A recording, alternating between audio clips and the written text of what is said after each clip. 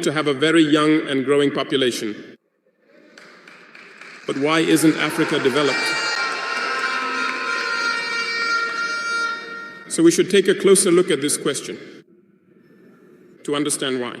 Africa has a young population and yet it is not developed, while the countries that call themselves developed are trying to make their populations younger. We must therefore succeed in turning our youth into a real asset and a driving force for development on our continent. And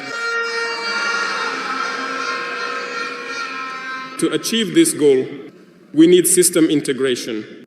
We also require robust security measures alongside development practices. We need to unite. Of course, you will hear about the African Union. Yes, it exists.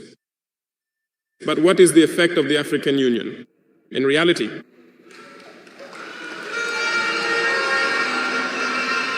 We cannot talk about integration in this context without mentioning the African Union. Because it is this organization that should unite us, that should create real integration. But we regret to see these wars that persist on the African continent, that kill millions of young people, and that this organization, which has heads of state and armies, is unable to organize itself to support certain countries. Union is not just a word. Union is a symbol. And we, the youth, should learn a lesson from this situation, to unite, to make integration a reality. I found myself feeling deeply and unpleasantly surprised to learn the fact that Ethiopia, which currently serves as the primary host for the main headquarters of the African Union, was experiencing a conflict, and when I saw the Prime Minister take up arms and announce the closure of the university in Addis Ababa to face the threat, I did not see any action from the African Union to protect its headquarters. Most Western states, seeing Addis Ababa about to fall, packed up and left. Ethiopia fought, found an internal solution, and today lives more or less in peace. For many tragic years now, children in the Congo have been dying. Several other conflicts, such as in Sudan, exist on the continent. We would have liked to see the African Union generate the forces and all the necessary strategies to support these states so that they could regain peace. For nearly 10 years, the Sahel has been the stage for international terrorism. But we see no support from these organizations to find a solution to this problem.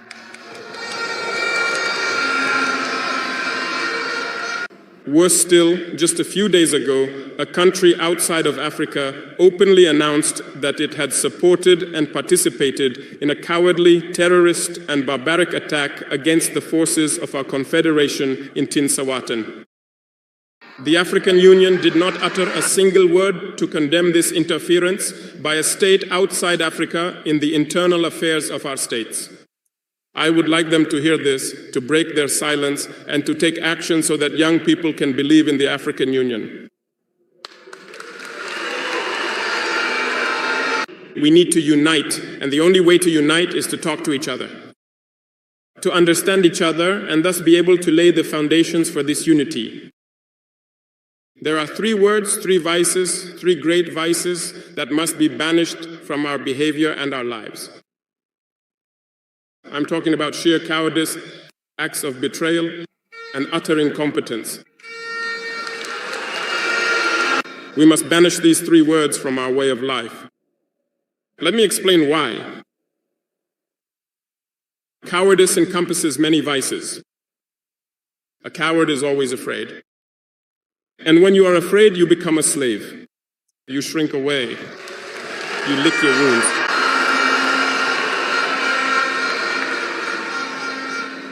Our ancestors were not cowards.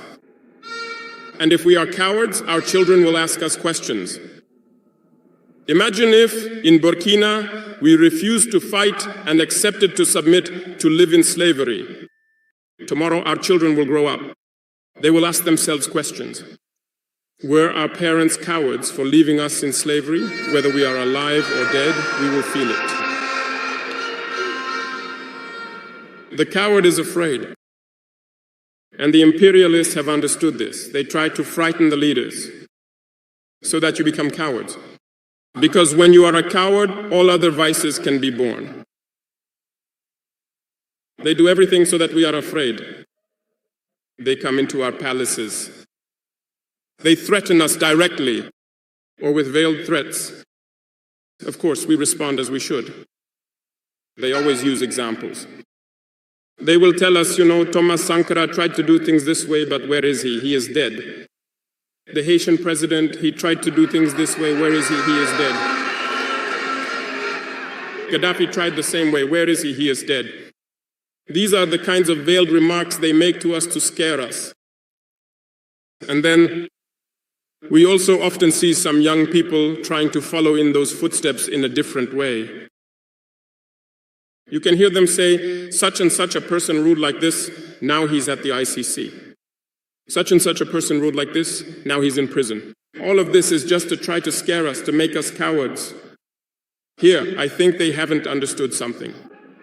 When we say the homeland or death we shall overcome, it's not just a phrase. It has real meaning. We are not afraid and we will never be afraid. We will continue on our path.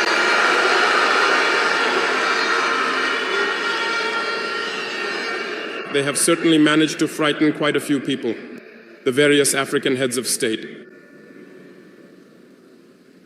You see, often when we speak or when we have the chance to be in certain situations abroad, we often make statements to call on the African head of state to wake up, to take care of our youth, so that we can begin our real development. We are often misunderstood.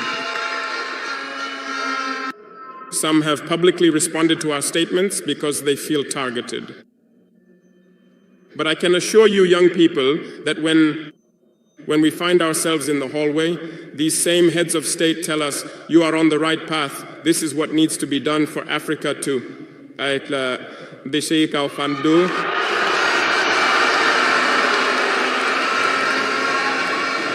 So we ask them questions like, why don't you do as we do? Why don't you support us? Some tell us they have their hands tied, some tell us they can't. Dear Zene, African head of state, from this podium, I would like to say that African peoples are the most peaceful peoples. When you recognize a wrongdoing, you must tell the people. Let us not be afraid tomorrow to come out and say to the people, we apologize, we have been compromised, we have ill-gotten gains, we have been compromised in many ways, and we ask for forgiveness and return to the right path. And to begin truly working for the independence of our states and our emancipation. I believe it is possible. If we remain in this posture of fear, we will be cowards and history will judge us. Our children will ask questions, our grandchildren will ask questions. We are writing history. There is no room for cowardice. If our ancestors had been cowards, we would not be here.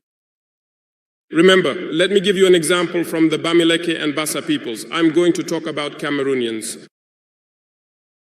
The Union of the Peoples of Cameroon, which since the 1950s began a relentless struggle against the colonizers, but they were massacred.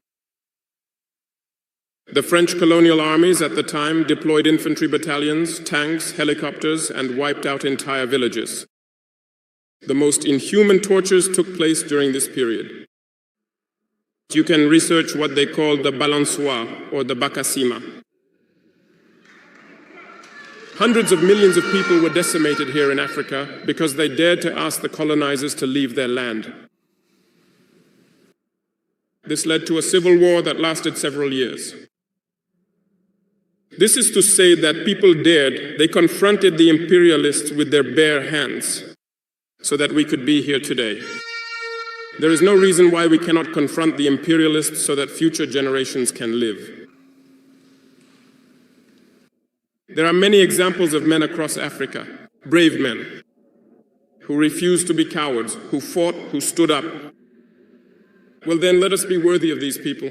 We are their descendants, so let us be worthy of them. A coward can never be worthy.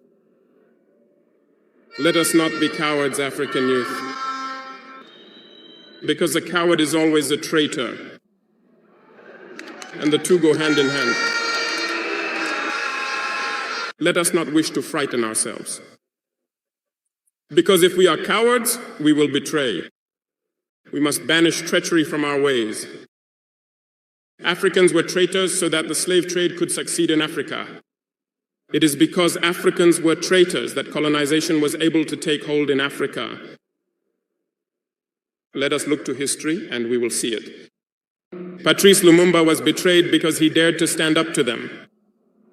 And those same Belgian television stations came to Congo, handing out a few bills to individuals for interviews just to appease their own people. And you were able to see that. Lumumba was a problem for them. He died and they were pleased. That act is nothing short of absolute treachery. Many other brave heroes have sacrificed their lives and fallen in battle so that we are able to stand here together today. Furthermore, it is a calculated technique of imperialism to intimidate and frighten others by systematically carrying out horrific actions that truly create a deep sense of terror. This didn't start today.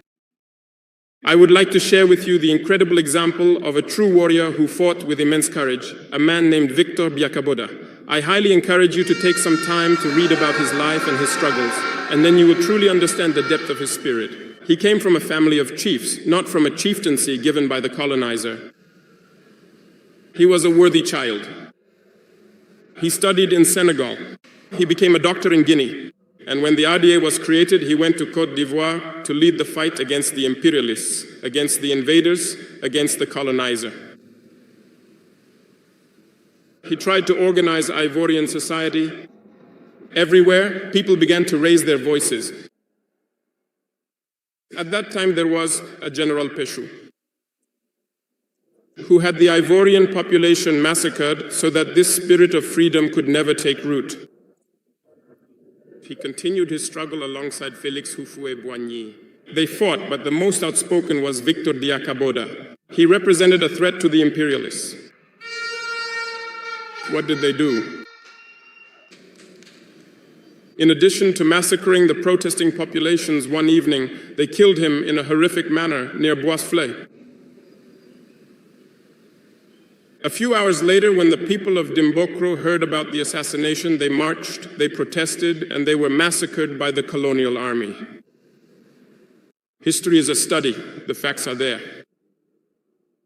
After his death, who frightened Félix Houphouët-Boigny? They called him. And he said, if you continue the struggle, you will meet the same fate. He was afraid and sided with imperialism. He was appointed minister in France, and later he came to take the reins of Côte d'Ivoire. And they used him to eliminate many other people who dared to raise their voices. And I think Thomas Sankara is a great example.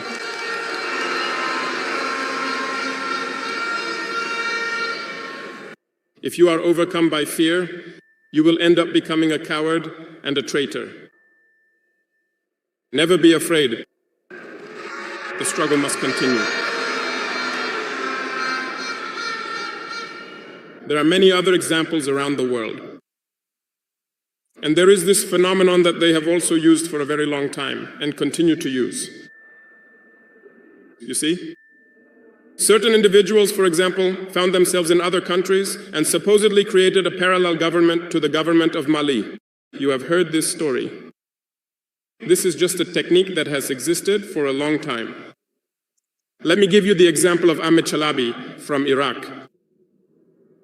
This mathematics professor, who was even in the Iraqi government, was recruited by the imperialists. And he formed this so-called parallel government for Iraq in the United States. And he was used as the sacrificial lamb because he was the one they told to publicly declare that Saddam Hussein was developing weapons of mass destruction. And he did it. They used him. And this Taliban was used to kill millions of children in Iraq and destroy Iraq. And do you know what happened to Chalabi? One evening, after an interview in which he even said he knew the CIA was after him, a few hours later, he was found dead in his bed, dead from a heart attack. If you choose to betray us, you will face a truly dark and grim end. That is simply the way things are.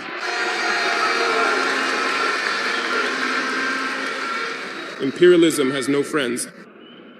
Imperialism uses you, and when it's done with you, it does whatever it wants with you. Just follow my gaze, you know what I'm talking about. It's always been that way.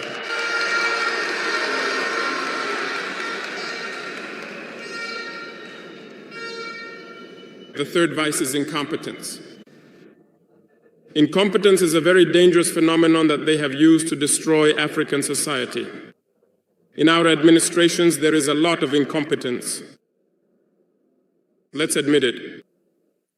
The incompetent have a lot of space alongside imperialism because the incompetent can cripple a country's development. The incompetent can make you doubt yourself. The incompetent like things to be easy. The incompetent want everything for themselves. The incompetent do not like those who are competent. They don't like those who innovate, those who seek. The incompetent are dangerous. When you are enlightened, the incompetent does not like you. When you want to innovate, the incompetent does not like you. The incompetent knows how to recognize someone who is competent and will fight them to their last breath because he is afraid of the competent person. Seek knowledge. Seek knowledge and work. Work hard to become competent. Banish incompetence.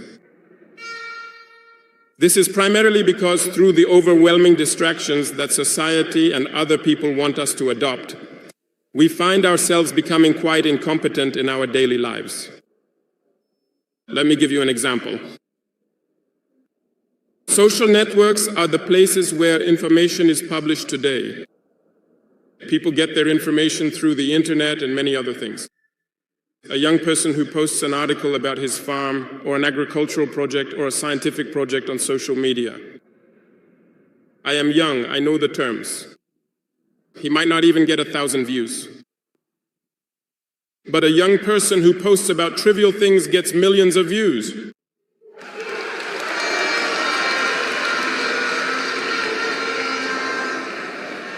In fact, they want to make you waste your time on trivialities.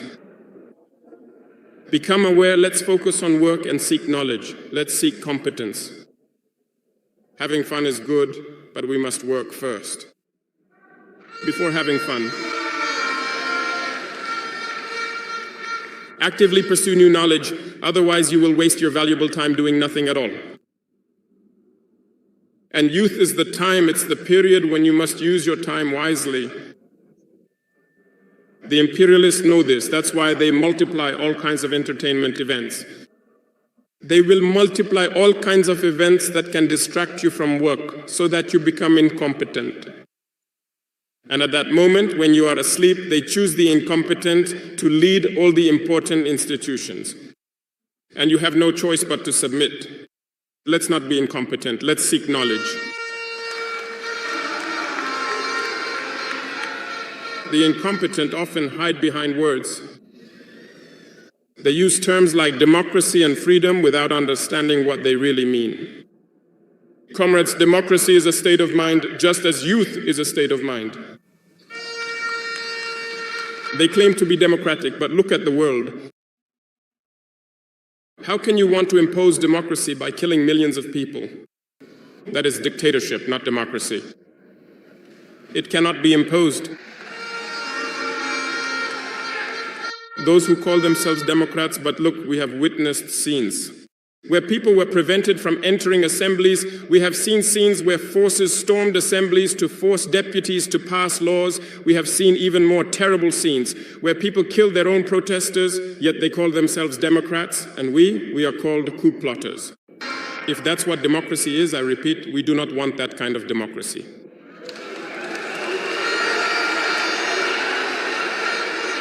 And when you often see the incompetent ones, they don't try to understand what the word democracy actually means.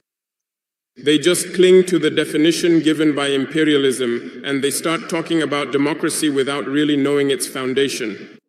That is incompetence. We must seek to know, to have knowledge, to look at the world in order to redefine democracy as we want it in Africa. The incompetent ones hide behind the idea of freedom. Remember one thing, there is no such thing as individual freedom. That's a fact. Do you really think that everyone is free? Freedom is collective. As long as we live in a society with rules, freedom is collective. Because if you don't respect the rules, you can't live in society. If you are free to speak however you want, the other person is also free to respond however they want. That would be chaos. If you are free to drive on the street and run a red light whenever you want, the other person is also free to go through and crash into you. You understand that if individual freedom takes precedence, we end up in a disorderly society. That's why there are rules in society. And everyone must respect these rules. And here we're talking about collective freedom. So some people claim the right to talk about their own individual freedom, but without considering others. I think that's also part of incompetence because they don't try to understand. They arrogate to themselves rights that perhaps the state has given them to crack down to do everything for themselves. By neglecting the freedoms of others, no, freedom is collective. Before taking any action, we should think about the freedom of others. And we must not overstep the freedom of others. So that means we need to show restraint. And once we have restraint, individual freedom doesn't exist. Freedom is collective. And we need to develop this culture of collective freedom. So let's seek knowledge. Let's read, let's question history.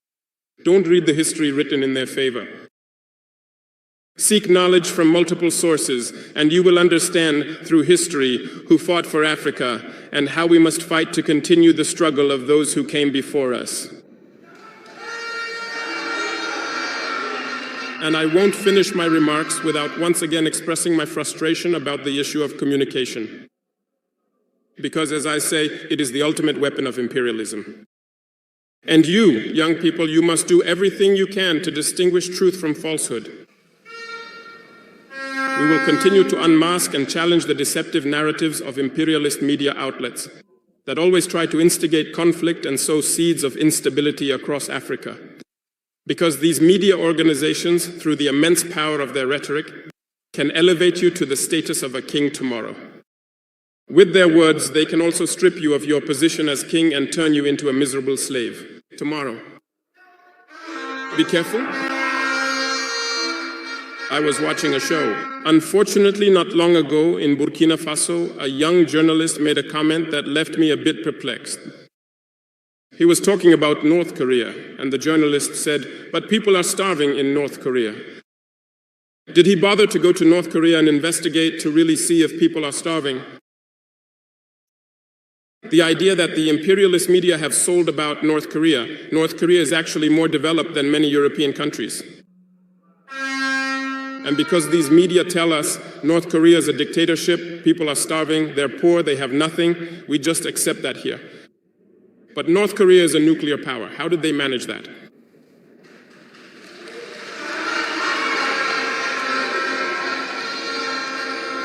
Let's be careful with communication. We must not blindly follow these lying media that only seek to divide Africa.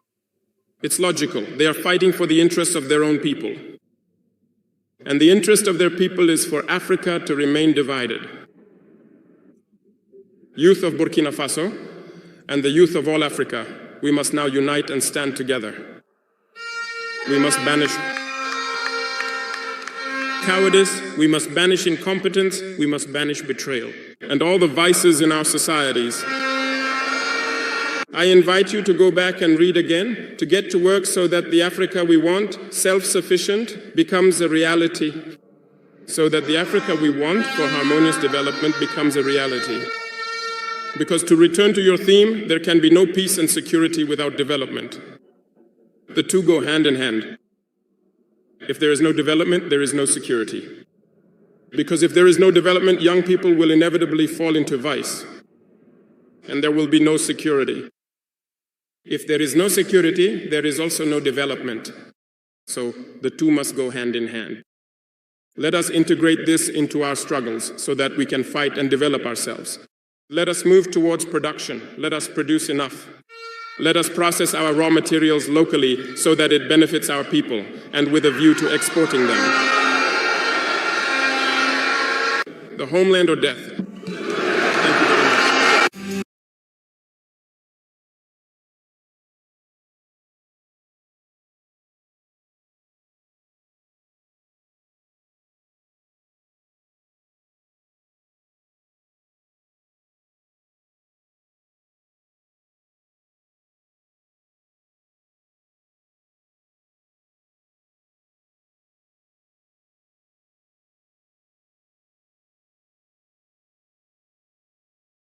Crime, just like even in the US, is not being attended to by the state.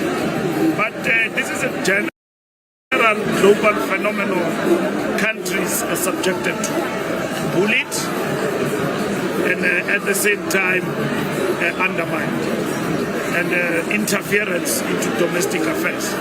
We are now told which policies are working for our democracy, which policies are not working for us. But equally, we felt that it is important to raise our voices in defense of South Africa. So this is a journey to us because we will move from here to a signature campaign and then from there we will ensure that also we raise our voices when people are denied their own self-determination. For instance, what is happening in Cuba now? Subjecting the Cuban people to a blockade and seeking to decide what system Cubans must follow. For years, Cubans have been subjected to this, suffocated to a point where now it has become a humanitarian disaster,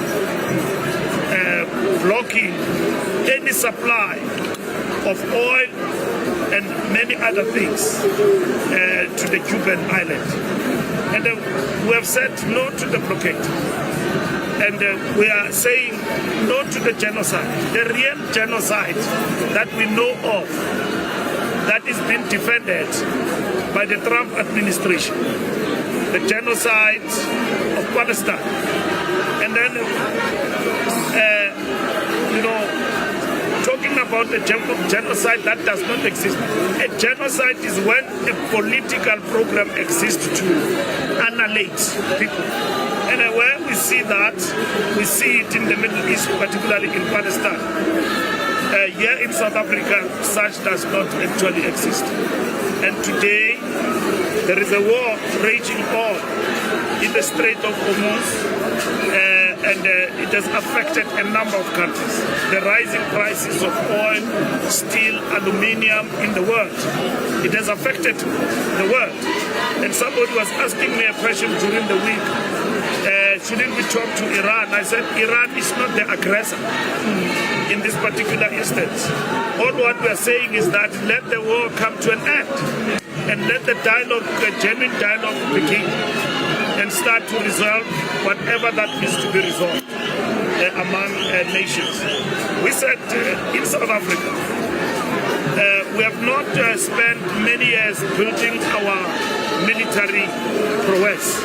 We're focused on redress in terms of our country. Even when we implemented a massive program of upgrading our military systems, our people said no to that. Focus on redress, and that's what we're doing. We've got uranium in this country. We've got nuclear power in this country. But right from the beginning, because we are not an aggressor, we are not an enemy to any state. Why would we build a nuclear power? To do what with it? We're a peaceful nation that coexists with others. Guided by our constitution, we uphold the principles of internationalism. We uphold the principles of sovereignty and respect to others. We uphold the principles of supporting and being with those who are under attack, like we see with Palestine, we see with Western Sahara.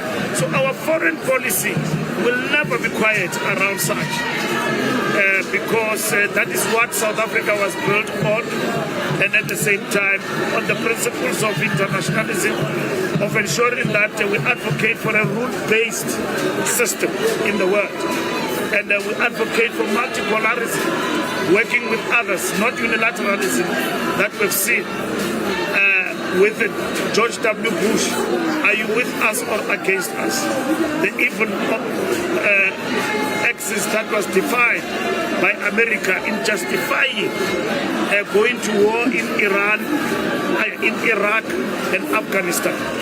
And so we've seen from history and experience that these wars have not done anything good for humanity. They've brought suffering and everything that we've seen in Iraq. Afghanistan, Taliban is still in power there. And America left there with their tails between their legs. And it produced no good except poverty and suffering for the people of those countries. Thank you very much for taking the second hand.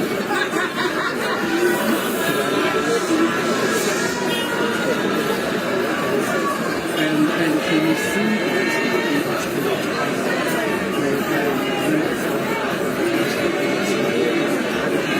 and also any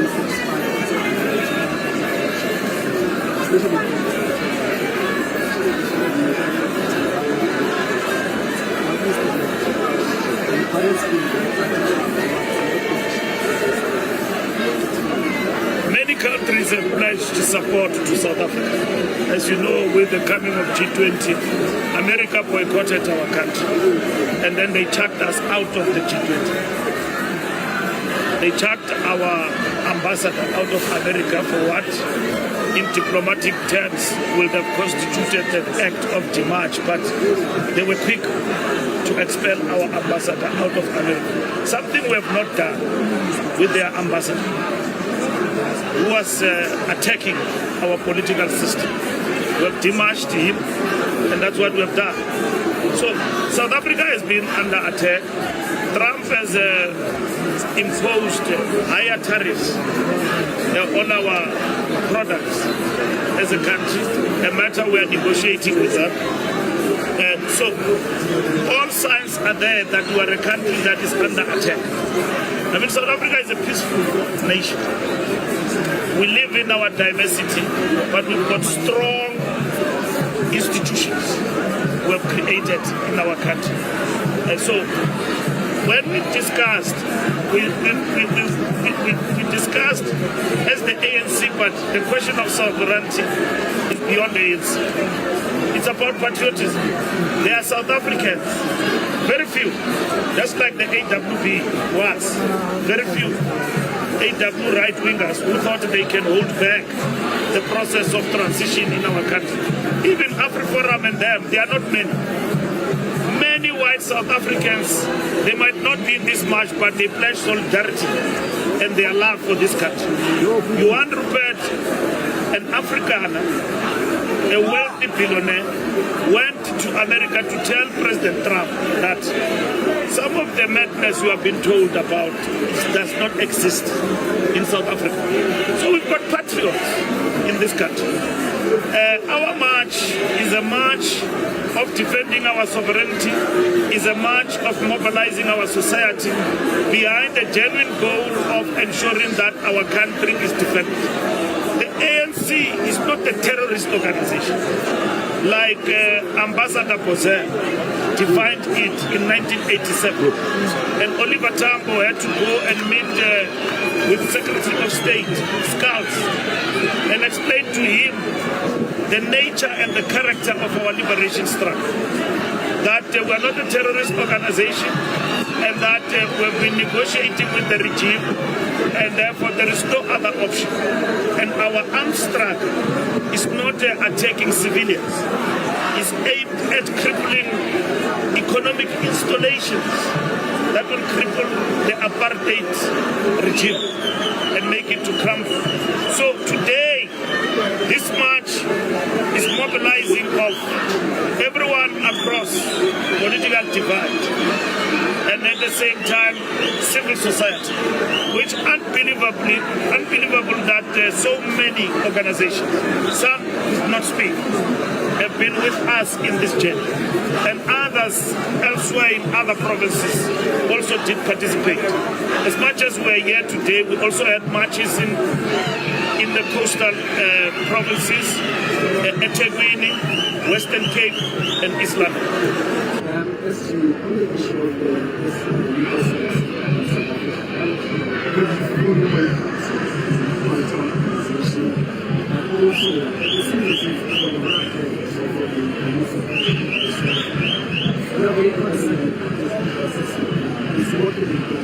it's not a question of being concerned.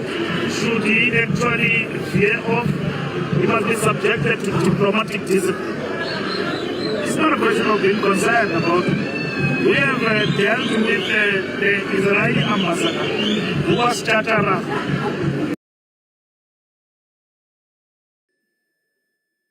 We're moving Matanana shame. Soul and spirit of the revolutionary fighters of euthanasia in 1985.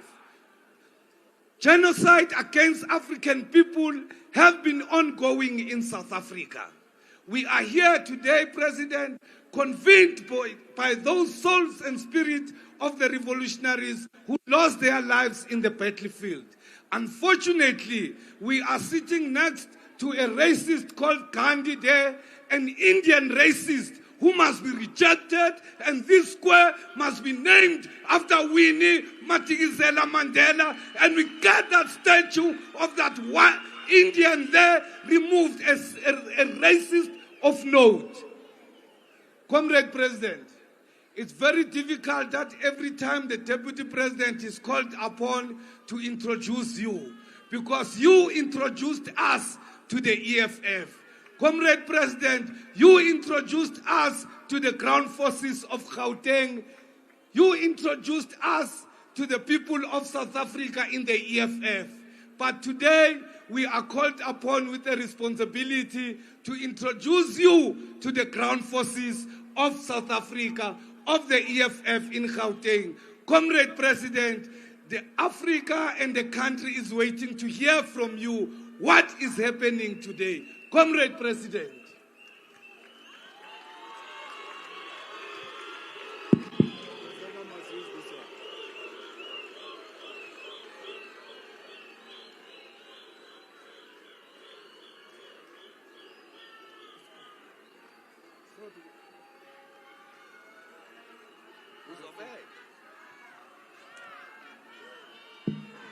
Amandla, Amandla, Amandla, FIFA, EFF, FIFA, Tata, EFF, Tata, Tata, EFF, Tata, forward to victory, forward, forward to victory, forward, forward to victory, forward, down with DA, down.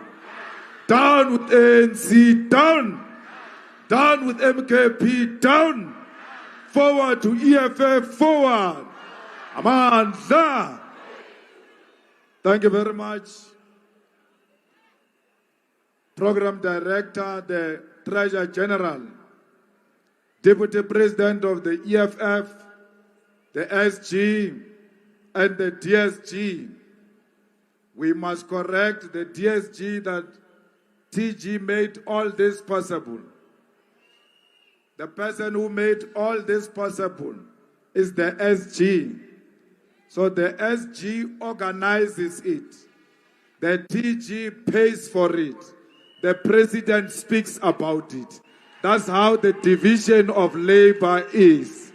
So all of this good work must never be reduced to money. It must be understood in the context of a ground force called the Secretary General, who in the absence of some of us was able to lead the forces and bring about all of this event.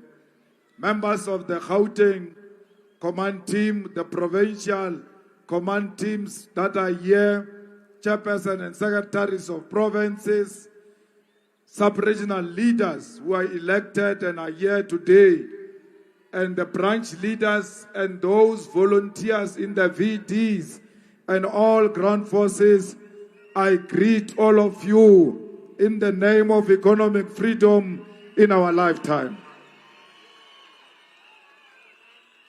Ke dumeditše le bakgekolo le bakgalabe ka kua tenteng ke re a le lotša thobela mogolo a hlokege baneng. We thank all of you for taking your time and coming to support us. Comrade, I want to say today that the most important people who are here are the volunteers of the EFF. Those who wake up every day and make it their business to be volunteers of the EFF.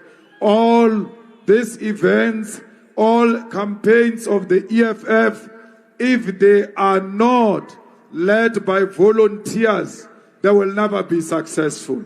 So the volunteers are the leaders of the EFF because they are the ones who receive all the insults every day when they do the work of the EFF. We salute them.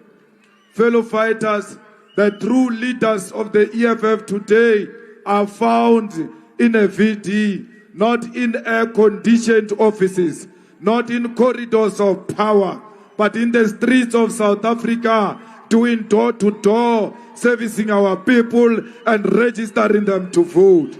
The true leaders of the EFF today wakes up in the morning with a canvassing sheet, a pen and a red t-shirt and convince community meetings to understand the challenges facing our people and address them head on before even asking them to vote for the EFF. Comrades, leadership in the EFF today is not about titles and positions, but it is measured by the value you add to the lives of our people and to the growth of the organization. It is for this reason that we want to say to the people of South Africa that leaders of the EFF are not found in offices. They are found in your township. They are found in your villages. And we ask the people of South Africa to open their hearts and their homes to the volunteers of the EFF because they are there to help. If you are looking for the EFF, you do not need to find Julius Malema because your next door neighbor who's wearing a red t-shirt is your Julius Malema. People of South Africa, if you do not have water, if you do not have electricity, if you are being treated unfairly at your workplace, you do not need to come to Winnie Madikizela Mandela House. Go to your nearest EFF volunteer because they know that it is their duty to fight battles and carry a struggle on your behalf. The leaders of South Africa today, until election day, are volunteers of the EFF. It is volunteers of the EFF who will guide us on where to remove illegal dumping sites, on which families to assist with basic needs, and which communities require basic services. An EFF volunteer must be proud to be a servant of both the people and the organization. A volunteer of the EFF must be an upright and disciplined soldier who is respected in the community, who does not abuse alcohol and substances, and is readily available whenever community members need help. I therefore declare you, all fighters and the people of South Africa, that from today onwards, every day belongs to the volunteers of the EFF. The volunteers are the commissars of the streets of South Africa, and they will deliver total victory of the EFF in the 2026 local government elections. And that victory begins with voter registration. I am here as your volunteer in chief, who will also be working the ground, because I will never expect you to do something that I will not do myself. I will lead from the front and fight battles for the victory of the EFF. Leadership of the EFF and the membership of the EFF and the people of South Africa, on behalf of the Malema family, I want to send our sincere gratitude and thank you for your well wishes during these difficult times in our family. We know that with you on our side, we will survive this. It is not for the first time, it will not be for the last time, but we know that we've got a bigger family, and that family is called the EFF. We want to thank President Zuma and the MKP for coming to our home and sending condolences. It is only African to do so. It has got nothing to do with political agreements or not. We belong to different political parties. We will never come together. But when death occurs, we will always come together and show respect for each other, because it is for the love of Africans. It must be understood in that context that our visit to other political parties, families, it is because we are Africans, and we are told that during difficult times we must always show the highest form of Ubuntu, and we saw that yesterday with President Zuma. We are not ashamed of his visit. We are happy that he became an elder and came to comfort us. And we say to Msholozi, let it not be in the Malema family only. Even other families who experience what we are experiencing today, continue to show support, because you are a good, kind old man. Fighters and people of South Africa, the democratic project, which started in 1994, has completely failed. The ANC has collapsed it. When our grannies were queuing to vote on the 27th of April 1994, some of them carrying chickens, thinking that Mandela will come to their voting stations so that they can hand over those chickens to thank him for their freedom. They thought that freedom will mean access to quality education. They thought that freedom will mean water and electricity. They thought that freedom will mean free housing and health care. They thought that freedom will mean that their children are going to get jobs and their lives are going to be improved.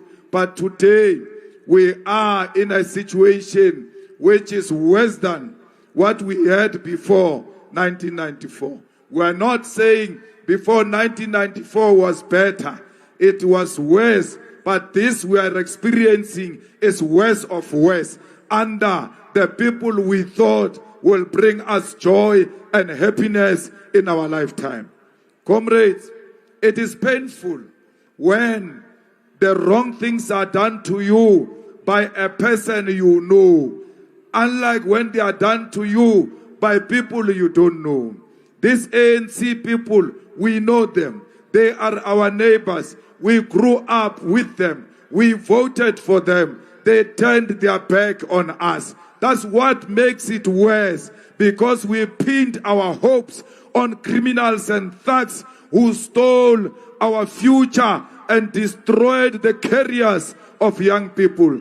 So Robert Sobukwe, who led the anti-pass campaign on this day in 1960, must be turning in his grave, because he too thought that 1994 will usher in the land to our people.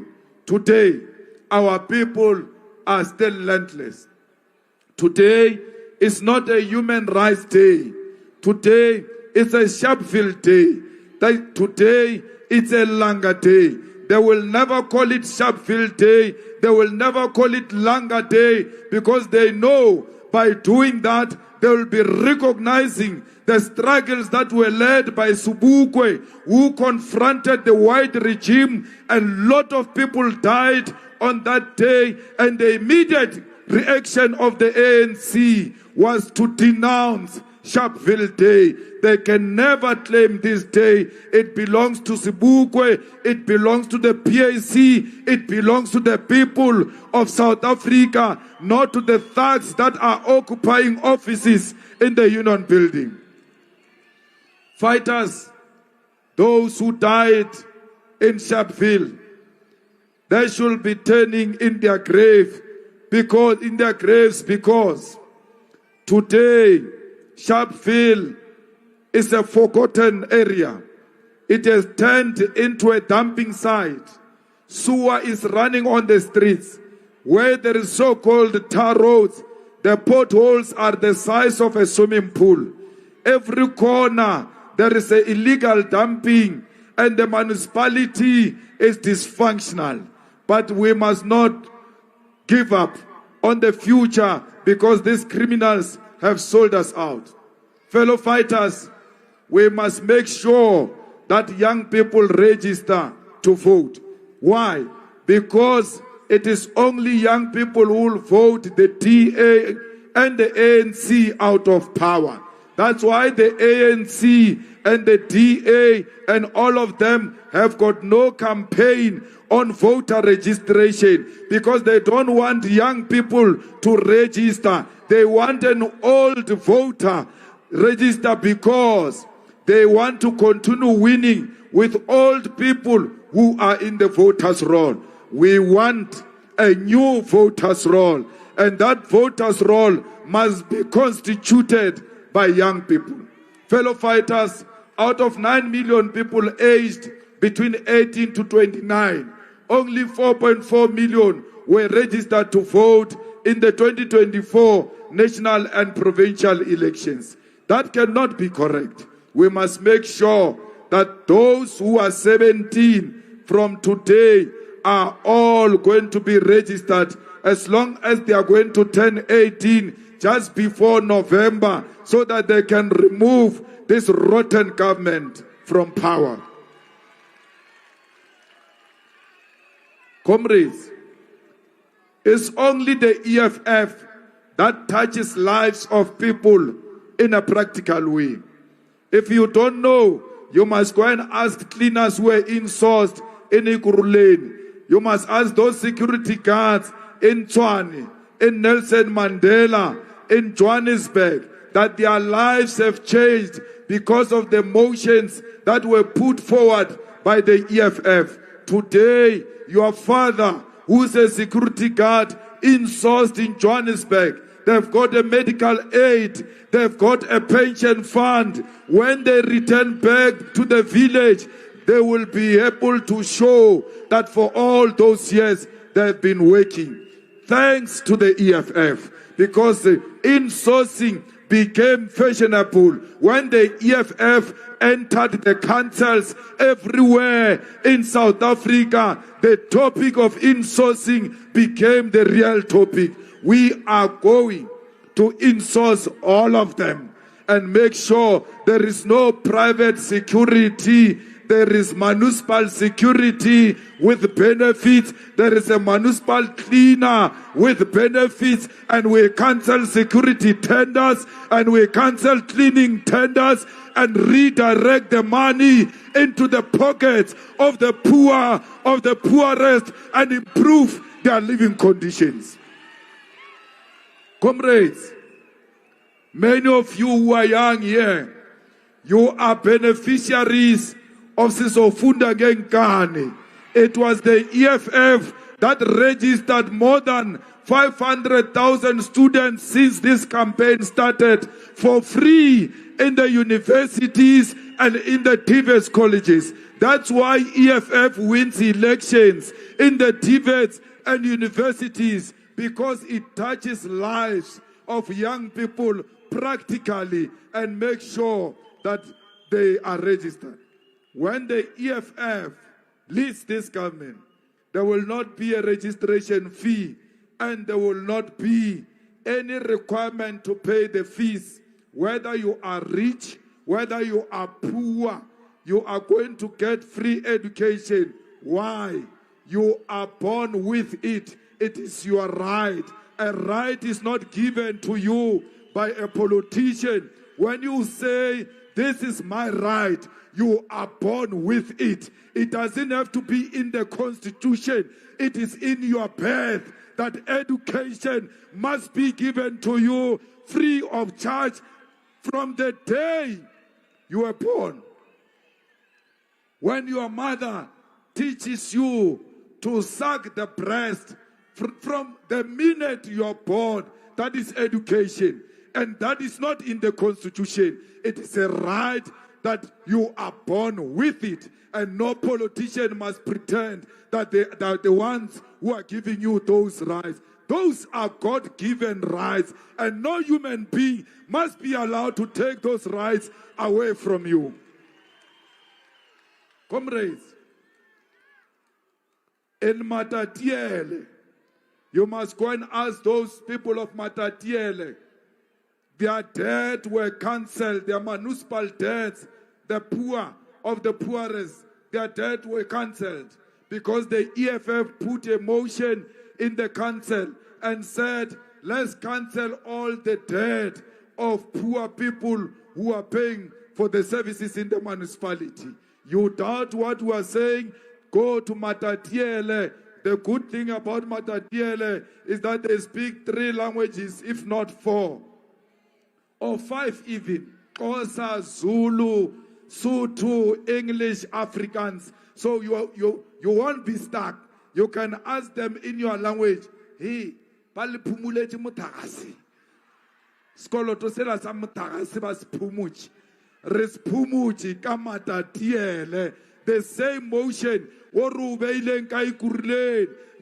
cancel the debt of the poor in Ikuruleni. The ANC objected to that motion. Action SA objected to that motion. The DA objected to that motion. All of them came together to vote against the poor. And the poor in Ikuruleni must go and teach them a lesson when we go to elections this year, possibly in November. Abatla go tembisa. Bar vonyo door to door. Bo panyaza. Lebo doctor ola asi doctor Gilina. Skarger doctor la na rurute ila awa. Gilina. Mayara wai kurle. Eba ta tembisa badia door to door. Leba bujore kamo le ka seno fitlela le bua le account ya re 0 ka mogola le opposition kwa cancel tsamang lo ilukisha pele. After fixing it, come back and talk to me. How do you object that my account must be written 0 when you have not given me a job, when you have not given my children a job, when you know that we are swimming in a pool of poverty? How do you charge the poor of the poorest and not give them free electricity and water? Comrades, you must go to Ekupumleni old age home in Nelson Mandela Metro municipality. I went to that old age home when we were celebrating 10th anniversary of the EFF, and we're going to renovate and give the Gogos support.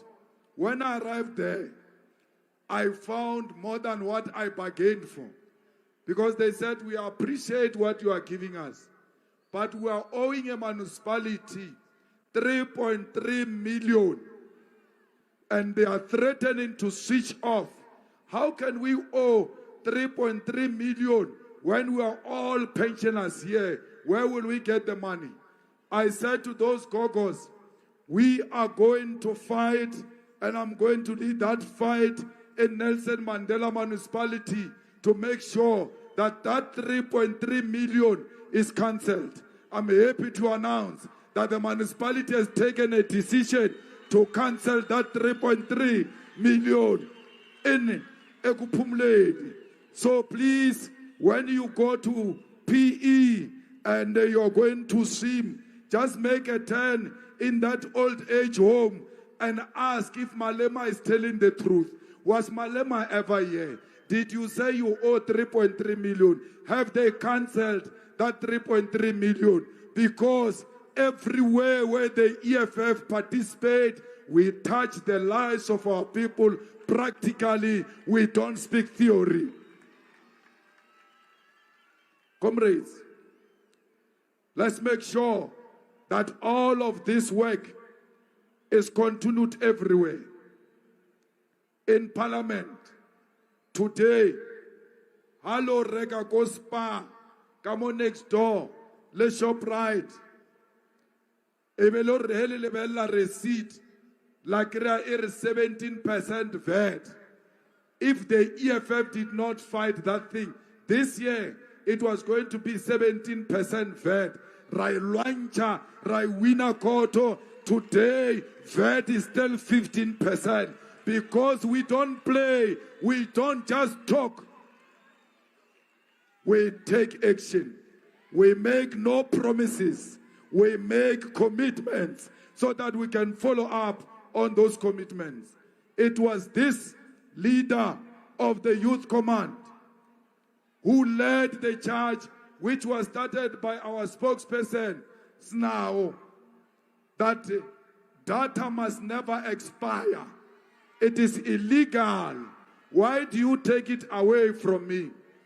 If I buy e-commerce and it has got an expiry date and it expires, you can't come and take it from my fridge and say this e-commerce has expired. As a ShopRite, we are taking it out of your fridge. But they say my data has expired. Inside my phone, they come and take it. Leave it in my phone. I will decide what to do with it. It's my data. It's not your data. I paid for it. I decide what happens to it. Nobody must decide over that. Today, we started this campaign. Today, ICASA says data must never expire. It is unconstitutional. We don't just want a rhetoric. That announcement has been made. We want that announcement to be implemented with immediate effect. We are calling on Vodacom. Don't wait for the government. You all now know that what you are doing is unconstitutional. Just stop taking our data and remove the expiry on the data. We are saying to MTN, remove the expiry on the data. I don't know if CLC is still there. No data must expire. Telkom data must never expire. If you don't do that, we'll come and make your stores expire because you are stealing from us. We will close MTN stores. We'll close Vodacom stores. We'll close Telkom stores because they are stealing from us. They must stop from stealing from us. Otherwise, we are coming for them. They must stop taking our data. Fighters, this comrade, Lonzi, was standing here, fought in the committee when the Minister of Higher Education wanted to bring corrupt SETA boards. He fought, and that minister lied and lied until she was exposed. That minister resigned and those boards were dissolved. We stopped corruption in the SETA leading from the front. It was not the ANC, it was the EFF. That's why we made a corrupt minister to resign. The ANC takes that corrupt minister and make her deputy chief whip in parliament because they love them corrupt. That's why they can't do away with that corrupt minister. But we fired that minister from the Department of Higher Education. Comrades, the people of Midrand did not have water. That's where the ANC is leading with the MMC. no water in Midrand, no water in Johannesburg, including in the biggest suburbs of Sandton, no water. But next door, Ekurhuleni, there was no problem of water. You know why? The MMC of water in Ekurhuleni was the EFF MMC. When Johannesburg was experiencing crisis, it did not happen in Ekurhuleni. So fighters, we are going to make sure that we fix the water leakages, water infrastructure, make sure that our people get reliable, clean water, including the people of Hammanskraal, because they too deserve clean water. Comrades, Hillbrow and Bryanston do not know peace today. If there is a hijacked building, the MMC of the EFF goes into those buildings, remove illegal occupants, and that is not enough. When we take power, we are going to remove them from those buildings and renovate those buildings and give them to our people as houses next to where they work and create student accommodation, because a lot of buildings here in Johannesburg were abandoned and some people have hijacked them, and in their majority are foreigners who are running illegal operations in those buildings. We will take those buildings and make sure that we renovate them and give them back to our people. And who are our people? The black South Africans who must benefit from the reliable buildings that are safe and they can provide home for all of you. For sure, when Ramaphosa was in Parliament some few days ago, he agreed with me that we must open clinics 24 hours. I asked him, I said, why do you close clinics for gogos? Why are you not opening for 24 hours? I actually agree with what you are saying. But that fight was led by the MMC of Health here in Johannesburg, made sure that there is exemplary clinic that opens 24 hours and service our people. As a result, today Ramaphosa is agreeing. We got 2 concessions from Ramaphosa when he came to Parliament last week. He agreed on insourcing, he agreed on 24-hour clinics. Maragerle abatsiba aba tshepagale. Ba no bolela ka molomo ka nkotse di kholo mara o kore batho ba ona ba bolela ba ya kae. Mara Parliamente record yo bontsha o Ramaphosa agreed that clinics must be opened 24 hours. Insourcing must happen in all government departments. What does it mean? The EFF has put a bill before Parliament that we must insource all workers who are working in government properties and buildings everywhere. Once Ramaphosa says, I agree with insourcing, it means the ANC agrees with insourcing. It means MKP agrees with insourcing. The EFF agrees with insourcing. When we are brought together, our numbers can pass that bill into an act, and we make sure that it is by law that we insource the people of South Africa.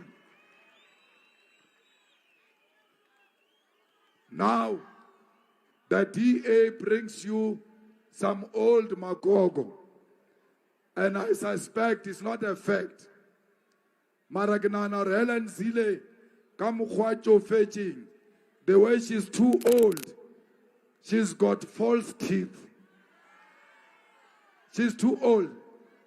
Little leader ke le khuwa la o tlhoka meno la o palelwa ko Cape Town. O ba re batho ba rena ke di immigrants ha ba tswa Eastern Cape ba ya Cape Town Abarua, yena utloa Cape Town, utloa Johannesburg. What must we call her? This is not a city. We must reject her. Whether she's white or not, we don't support the candidature of Helen Zille. Rena, we are not our mothers and our fathers. We are not our grandmothers and our grandfathers. Baba Guchimbari.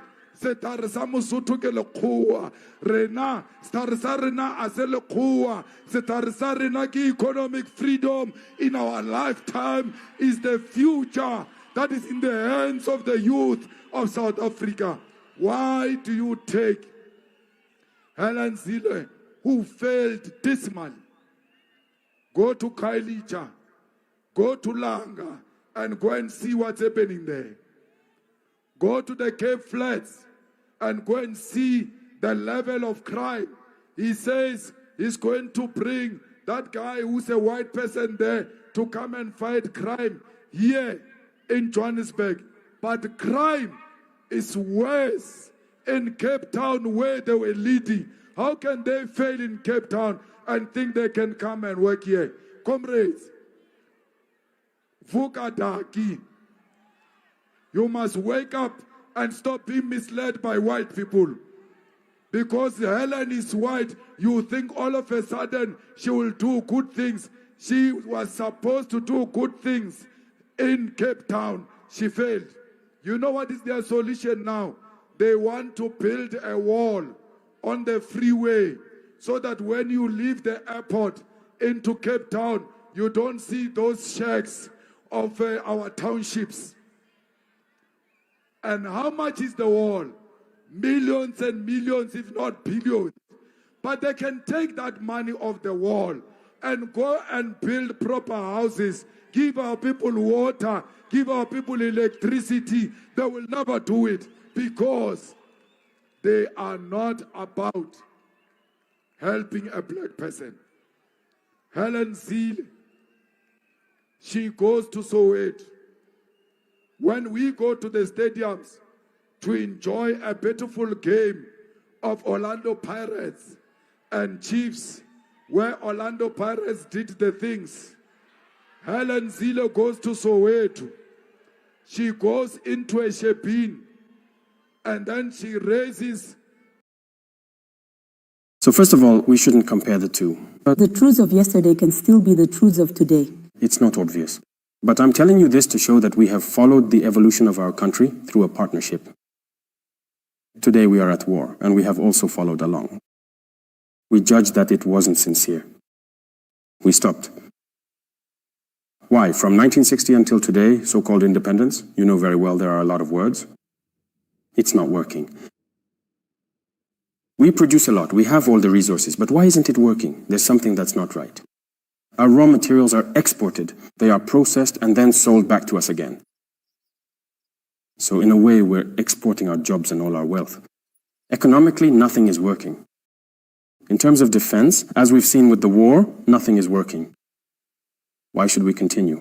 We're changing partners. What guarantees that Russia will be better than France in the future? The Russians are following very closely what is happening in Africa. And it's because they are also anti-imperialist that our minds, our ideas converge. Already, when you look at our equipment here, most of our equipment is Russian. Most of it. They agree to sell us everything. Have you seen any equipment, French maybe, here? There aren't many. Just a few. Today, in this war, as we say, this year we have experienced it. For example, many imperialist states refuse to sell to us. They refuse to sell us what they call the mounts, the cannons. The ones that are mounted on the planes, they refuse to sell them to us. And with France, there are many things we want to pay for, but they won't give us the license. They won't sell to us. Even with the Americans, we've had problems. So the terrorists must have a weapon. They shoot at us. But as for us, we shouldn't see what kills. It's tear gas, it's something else. I don't know. If we are at war and we have people dying, we want to defend ourselves. And if you refuse to sell us what is lethal, you are not our friends. Sir, let's talk about political and institutional reforms. So when will it happen? When will the suspension of political party activities be lifted? The suspension was not by choice. You see, it's a matter of security, first and foremost. We don't want people to start political activities and then have to deploy forces to ensure security. Because I think there was a case in a neighboring country where politicians wanted to hold a meeting and people came and attacked them. That's it. And that caught our attention. We said, well, it's difficult. We want to use our forces for something else. Today I was telling you that many dignitaries are under protection. You see that you don't see too many police officers in the streets like that. That's it. We're focused on the war. We can't yet split up to secure a lot of... There are too many political parties. What is it? What are you afraid of, the political parties in Burkina Faso? Afraid of what? If they resume their activities with possible mobilizations, it could go on endlessly. No. We're not afraid of that. I'm telling you, it's the people who decide. Are you sure there will be mobilization? No, that's not what we're afraid of. Why don't you let them resume their activities without any problem? It's a matter of security, I said. If tomorrow people are told to resume their activities and then they get attacked, what would you say then? The OECs who carry out activities similar to political parties. The OECs who carry out activities like what activities? The civil society organizations that support in particular... The marches, what do you call that? The rallies and several other things as well. Are you sure those are OECs? It's the people. Because when you say OECs, those are generally people who maybe... There you go, all... The paperwork. The general feeling is that there might be double standards. No, it's a spontaneous phenomenon. It's not necessarily an OEC that organizes an activity or something else. It's a spontaneous phenomenon. It's the popular masses who have understood and who support it. So this is something else. It's not necessarily a CSO that stood up to organize an event. In any case, we have suspended it for security reasons. And if necessary, we analyze the situation and we will lift it. What exactly do you intend to do to clean up this political life? And if so, how do you plan to proceed? Of course, we are going to clean it up. I think there is a need to review the texts. Do you think it's normal, even when you look at the number of political parties in Burkina, do you think it's normal that we have all these ideologies to develop Burkina? Do we need 100,000? So you intend to address multipartyism, which has already been basic law? Multipartyism will continue to exist. In any case, there will be conditions to be able to participate. Those who meet the conditions will participate. Mr. President, there are people who are always demonstrating, who support you. And if there are people who want to organize protest marches against your government, will you let them do it? It's not my government, it's the people's government. But you are the president. Yes, but it's the people's government. It's the people who decided that we should be here. And if another part of the people says they're going to protest against the current government, thank you. Are you ready to accept them? To accept them, meaning that they can protest. There's no problem. They can protest. In fact, those who want to go for a plot, that's a form of protest too. They can protest. They are free. Is it that precisely you are thinking about the upcoming organization of elections? Our commitment still stands. You are still aiming for July 2024? We're not there yet. I hope that by the end of the season, we can make serious progress in the struggle. And that's it, God willing. Excellent, but that's not it. July 2024, but as you know, governing is the law. Do you actually foresee that you will meet this deadline? For the final conclusion of the transitional period, that was originally set out in the Charter. To govern is to anticipate. Very well. So from the very first day, we made it clear to people that we only wanted to spend the minimum amount of time possible in this struggle. If, for example, certain actors had let us fight seriously, we wouldn't even be at this stage right now. But people decided to make life difficult for us. When we realized there was an equipment problem, we ordered a lot of equipment from various places. Friendly countries, for example, immediately sent us our equipment. And the countries that are still under the control of imperialists, or even those that are themselves imperialists, also ordered a lot of equipment. They seem to decide to block our equipment. That causes delays. Who is responsible for these delays? And at one point, we were told here, you say we need to move quickly to hold the elections. And yet it's you who are blocking our equipment. You don't want us to wage war. So what's the problem? What do you want? If he answers this question, that's it. Are you telling me that as long as there is no security, there will be no election? There will not? It will be an election. that will only be held in the cities of Ouaga, Bobo, and a few other towns located nearby. Those who want to run must be able to go everywhere in Burkina. That's it, to go campaign and everything. So we need to ensure security first. We can't just, but why did we come? We came for security, so that Burkina Faso can live with dignity and in peace. And once that's ensured, people will be able to move around freely, go wherever they want, and campaign. And then allow all Burkinabe to choose their president. That's what we hope for. So going to elections is not an absolute priority for you at the moment? It's not a priority. I'm telling you that clearly. Security is the priority. There is talk of political reforms in Burkina Faso, a new constitution, among other things, a referendum. Are you currently thinking about that? The current laws do not allow us to move forward calmly, because there are many ideas. What do you criticize about the current constitution, in any case? What I can tell you is that in the coming days, regarding the partial modification, you will see what it concerns. And we're going to address one aspect. We are across the vast and diverse continent of Africa. Maybe you don't see it that way. For example, we imagine that the different Burkinabe faiths, the Sahaj, all the representatives of the various ethnic groups, don't you think they should be able to give their opinion on the decisions that need to be made? Because this constitution is solely the opinion of a handful of enlightened individuals. But the general public, they don't necessarily understand what's going on. So we, for example, would like to open things up. That's it. And we think that it's the traditional religious leaders and so on. It's leaders within the different communities. So you're considering integrating some participatory approaches? Of course. People need to be able to give their opinions on certain important decisions. That is excellent news. We will also thoroughly investigate the issue of fundamental freedoms, particularly when dealing with this major topic, which is the administration of justice. You know, within the justice system, there are some very good actors, just as there are bad ones. And you know that very well. I'm not the one who's going to teach you today about all those cases that have happened. And nothing happened. And you, as a journalist, you need to take an interest in certain topics. How many people have been involved in serious mistakes, in economic crimes? But nothing happens. We are not prosecuted. The other day, not long ago, I was watching, for example, on RTB, the debate about the August 4th stadium. What's going on? The justice system is free and independent. In any case, we haven't told anyone not to pursue the procedure. Why don't they do it? There are many people here who have committed crimes, economic crimes, who have plundered the people's money, but who are free. That's what we want to fix.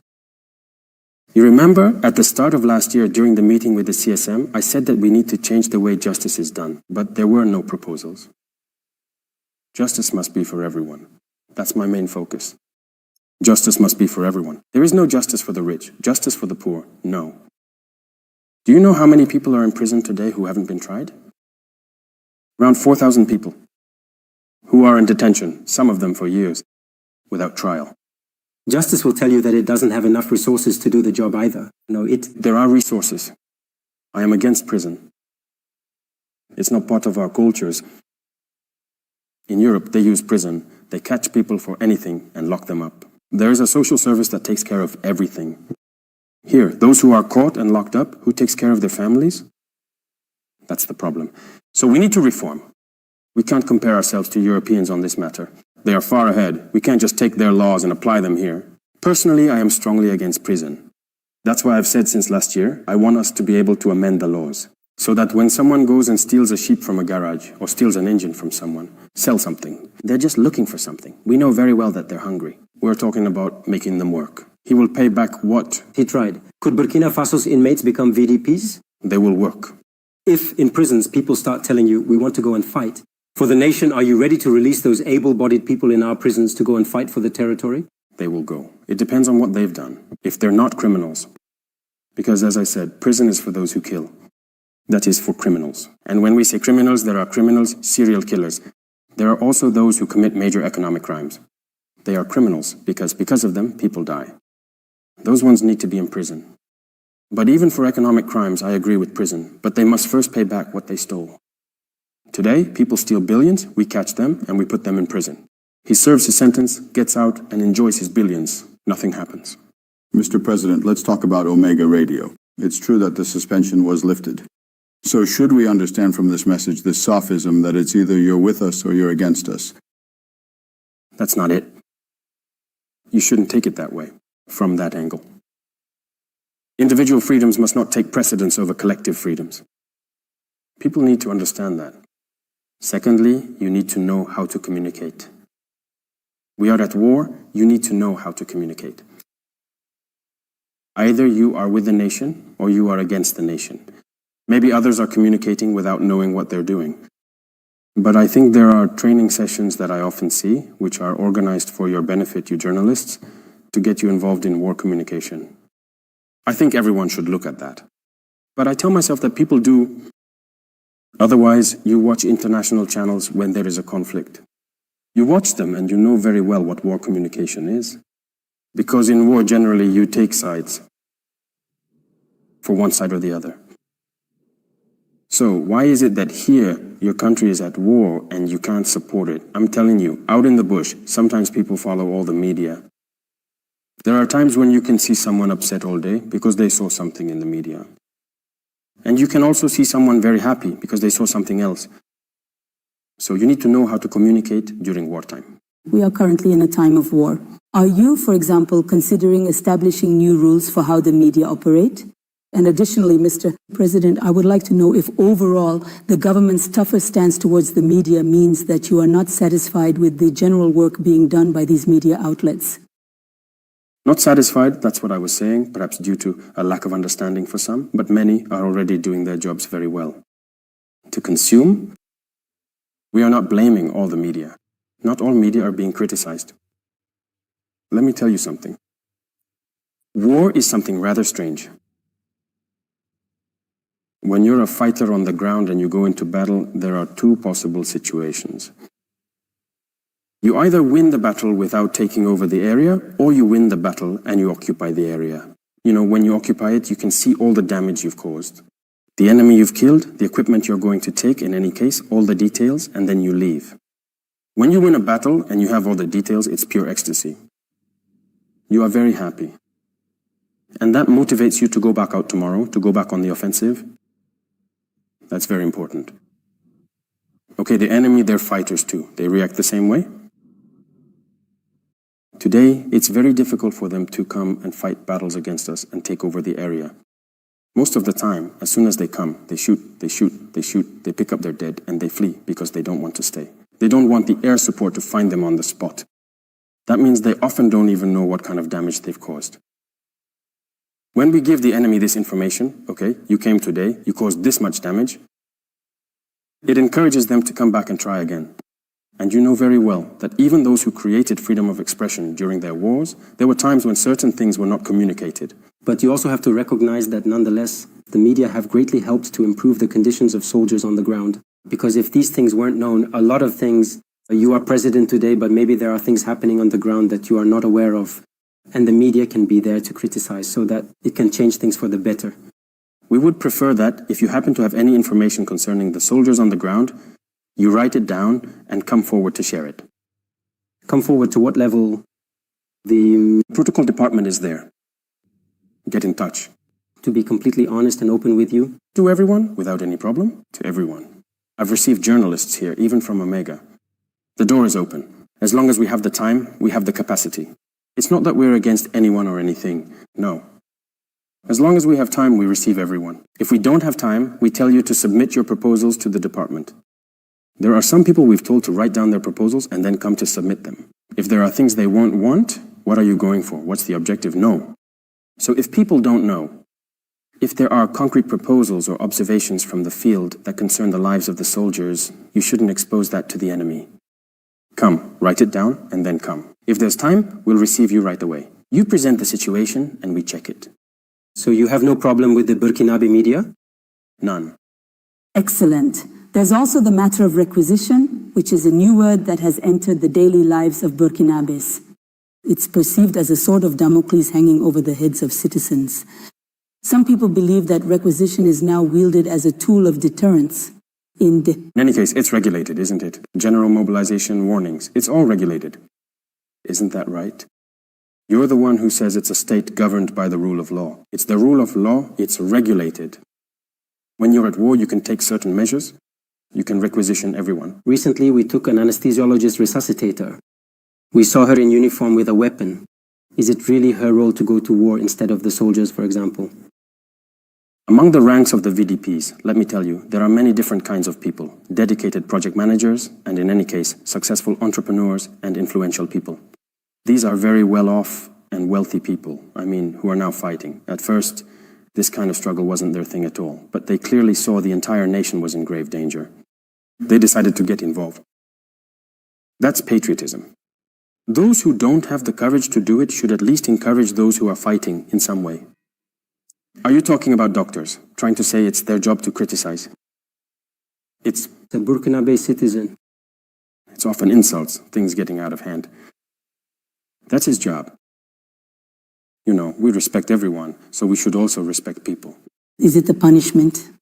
No, it's not a punishment. He'll go there to prove what should have been done. There you go, he'll contribute. And then there are military doctors. Well, who says he can't serve over there? That's why we insist that he even be trained in handling weapons before leaving. Otherwise, we could be called up at any moment to go to the front. If necessary, everyone will go. We're going to talk about the economy, recovery, job creation, and patriotic commitment. And to overcome the terrorist enclave, Your Excellency, as you said, money is also needed to develop the country. So you initiated a patriotic support fund. To this day, are you satisfied with the citizens' commitment? Yes, I am satisfied, I must say. And it deserves to be acknowledged. The Burkinabe people have agreed to make enormous sacrifices. And in fact, that's the message we often convey to the soldiers when we visit certain garrisons. The people have agreed to make sacrifices. The people have accepted it. There are taxes that have been imposed. There you have it, and so on. A number of things had to be done in order to finance our efforts. It's a bit... For Burkinabes, the high cost of living is always there. The Burkinabe people have willingly agreed to contribute. When we started, first with the Patriotic Support Fund, at the beginning we said we would withhold 1%. That's it, right? There were people who said no, that it couldn't be done because civil servants are already suffering a lot, too much, and so on. We said there's no problem, it's voluntary. With this voluntary approach, do you know how many civil servants came forward to contribute? Some even asked that we take more than 1%. We say we give thanks to God, and everything we've done in terms of taxes and so on, the Burkinabe people have accepted because they understand that no one else will come to finance this war. Besides, even with everything we've collected, now that we want to pay, of course, they are blocking our money. But we have to save the country. And people have understood that, which is commendable, and we can only express our gratitude. To these people for understanding the meaning of our struggle, for understanding the ideology we are developing. Are you going to have new taxes again? Should we expect new taxes? Again, not necessarily. Not necessarily. We're stopping here for now because it's starting to weigh a bit on household budgets. Since the last tax, I don't think there have been any new taxes. Again, we're observing. I think that right now, we're able to acquire a lot of things thanks to that fund. So that's enough. If we want to move to another stage, we will make sure to inform the people. We're not going to do anything too restrictive without informing the people. So for now, in any case, it is helping to relieve us. That's what I was telling you. Today there aren't 7 people. Let me tell you, the fighters, everyone is aware that things have changed on the logistics front in a short period of time. Whether it's the army, the development of the gendarmerie, the police, the municipal police, the OE4, the GSP, everyone who didn't have weapons now has weapons today. These are already established forces. These are established forces, and when you take the case of the police, no, we have followed the entire war. The weapons known as PKMs, they had been asking for those for a long time. We didn't give them. We decided, for example, to equip them. We told them to form themselves into units, and we would equip them. We equipped them with even more than that. But they are on the ground, and they are proving it. We were right. It has created security in several areas that they have occupied and are now securing. The zoos and forests, they were also in their forest. We were approached several times over the past few months. Others were at 7, at 14, they said they had 2 carrots. Today, they are all equipped. They go into the bush with the BDP. What does that do? It means more security for the citizens. That's important because when someone in uniform is in a rather turbulent area and doesn't even have the minimum to protect themselves, it's complicated. That's why we've invested so much in this, in equipment and even logistics, vehicles and everything. Really, all of that is for the people. Some also say that we're not going to look for money where we could actually find enough, especially in cases of economic crimes, and also among certain workers who seem to be better off than the average worker. We will look where we need to. Regarding economic crimes, I'm telling you to go back. What needs to be done is for the investigative units to go back to the courts so they can bring out the cases. Let them judge them. And the domestic debt, because there are many companies today that want us to pay the domestic debt. Yes? And to kickstart the economy, that is starting, and I think there isn't too much delay. That's the Treasury, along with SA. In any case, little by little. I'm following this, that's it, it's true, we had put a stop to it because we really needed to equip ourselves. You don't know, it's what we went through for a certain period, but well, it's quite complicated. When you recruit, for example, we launched for the VDPs, we bring in 5,000 VDPs, and you check to see if we can equip them all, and you realize there's nothing. What do? Are we going to train them, let them go out and get them killed? Because if they go back home, they're going to get killed. We had to equip them urgently. So that meant we had to hold back on paying some invoices to companies in order to pay for equipment, while waiting to set up the fund. The fund is set up now, it's working. The companies, in any case, many of them are being relieved. Yes, but some companies are asking to be exempted from certain taxes because of the situation. Exempted? No. First of all, even the taxes that we have instituted, most of them, whether it's on drinks or telecommunications, it's not the companies, it's the citizens who pay. For now, we haven't targeted any company directly. It's the citizens who pay. When we raised the price of drinks, it went up. For you as well, right? Of course, you have also implemented popular shareholding by calling for everyone's involvement. And recently, you were in Bobo for the groundbreaking ceremony of a tomato processing plant. Can we conclude that the initiative is doing well? Thank you. Yes, once again I say, we give thanks to God that people have understood the spirit behind this ideology. Many have talked about it, others have tried to initiate it, but it's a system that has been fought against. Yet it's a system that works. For us, it pains us to see today. Have you ever been to a barbarian site to see the conditions in which young Burkinabés work, the courage they have to do this? For example, we want to semi-mechanize it a bit so that at least they can get the most out of their hard work and so that things can move forward in a more mechanical way. That is part of APEC's mission. Everything we produce here, you agree that we produce, everything we take, basic necessities, oil. Milk, how should I put it, it's not even tomatoes that we have. Do you think it's normal that we farm? Peanuts, soybeans, sesame, all that, our shea nuts, we export everything, and then we still have to pay for oil from abroad? Is that normal? Do you think it's normal that we let our farmers grow tomatoes and then people come from elsewhere, buy a crate that they could have sold for 30,000 or whatever? We pay them 1,000 francs, they leave, process it into paste and come back to sell it to us? No, that's enough. We've thought about it. We've considered it. We need to have many companies like this for processing, for mechanization, for, in any case, many things. How do we finance it? We thought of this model. And the people finance it. Do you have any guarantees that this money will be used properly? To avoid, for example, people subscribing and then finding themselves potentially defrauded? I'm following this closely. That's what led, in fact, to being able to lay the first stone and start building the first factory, and it's ongoing. So anyone who steals even 5 francs from a Burkinabé in this matter will have to answer to you. That's what I call a crime. That is not acceptable. And I think those at APEC are aware of this. In fact, we recently paid a visit there. We can't afford to take this lightly. And besides, the citizens are following this as well. Everyone who subscribes, you see, they're keeping track. There are platforms. And things are progressing very well, and for some time now, we've been very satisfied.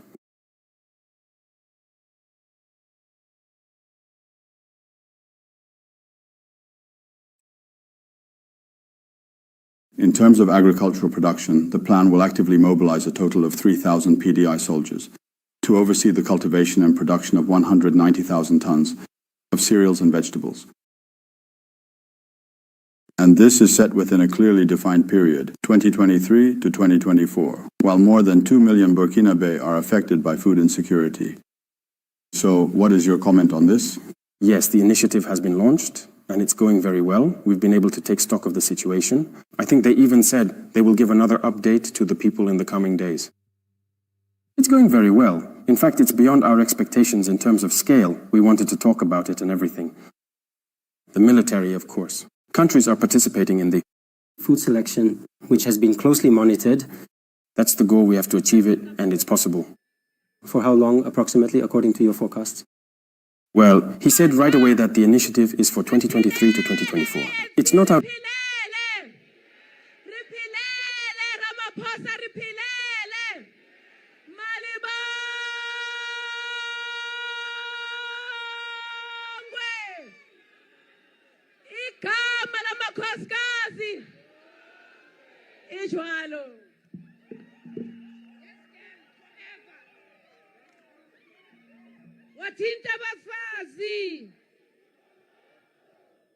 We're now going to move and invite Contralesa Prince Zwite to also come and convey the message on behalf of Contralesa.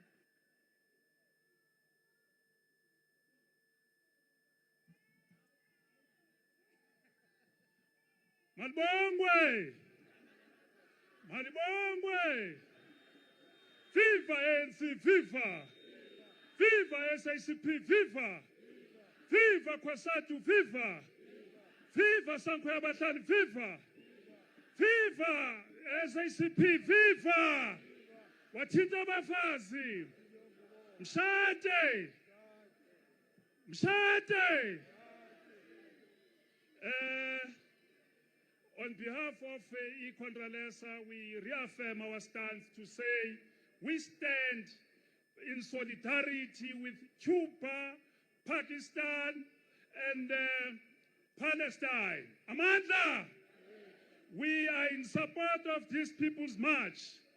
As Contralesa, and in this country, we want to tell all those who are visiting us, we only have democracy in South Africa, not the 4 passports. We got 1 passport, so that passport allows us to be here in South Africa. Nobody is coming to outside and pull us. And all those who are in the GNU, they are saying this position is the position of the ANC, is the position of the South Africans. Nobody is associated from this position. Sithi-ke singamakhosi, masibambeneni bantu abamnyama. And the lato yenzakale pha Eastern Cape, Contralesa is against it. Nobody's going to come and say it's the king in our own country. This country has got laws in place. We are not going to be bullied by anyone from Nigeria. This is South Africa. South Africa, we got laws that allows us to do things. So even cats and dogs, they do have rights in South Africa. Amandla!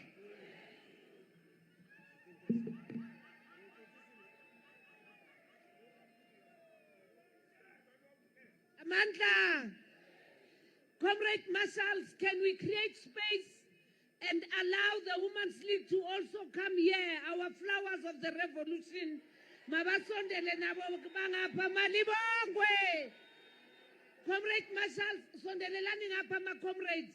Ikanka mo really bone.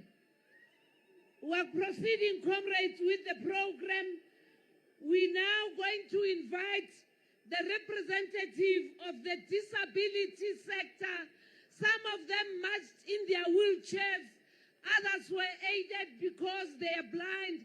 Others are with their own families. They are not here at home, but they are represented by their leaders. I'm going to invite Megan Chauke to come and convey the message on behalf of the disability sector.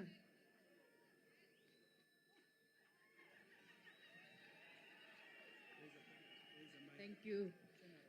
Malibongwe! Igama lamakhosikazi! Viva, viva! Young Lions roll! Kalidumedisa kalibito la koto, lamrena Jehospa Kreste. My name is Tegofatso Megan Chauke Adonis.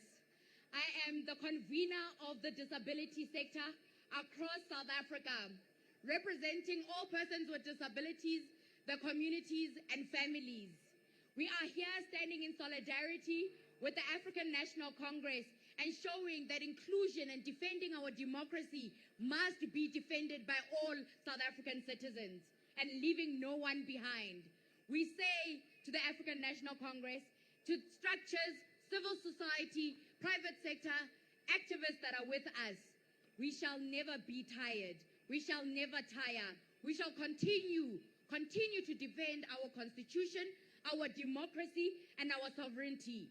We must always be firm and make sure that even those who are not able to be here, the voiceless must find their voices and expression through us. I walked with you from one end to another to show that I shall not be left behind in my democracy, and I defended with honor. We say thank you. Our Constitution has given us pride, has given us access, has given us opportunity. Now we must defend it with honor, with dignity, and with pride. We are saying we shall not be bullied. We shall defend South Africa. We shall defend South Africans, and we shall defend our Constitution. Amanda! Viva disability, viva! Viva disability, viva! Viva inclusion, viva! Ay, ay, ay, ay! Okay, Nana, don't let them. Amandla, Ntenga usenya sebaka, re tlo bitsa NAFCOC, o le mokgatlo wa batho ba di business ba batho ba rona, o na theowi ka nako tsa bontate Oliver Tambo le bontate Nelson Mandela. Bontate Maponya, bontate ba bangata ba bo South Africa le bo Mmesa le Motlana. I'm going to invite Ubabu Gilbert Musina, the president of NAFCOC. Thank you.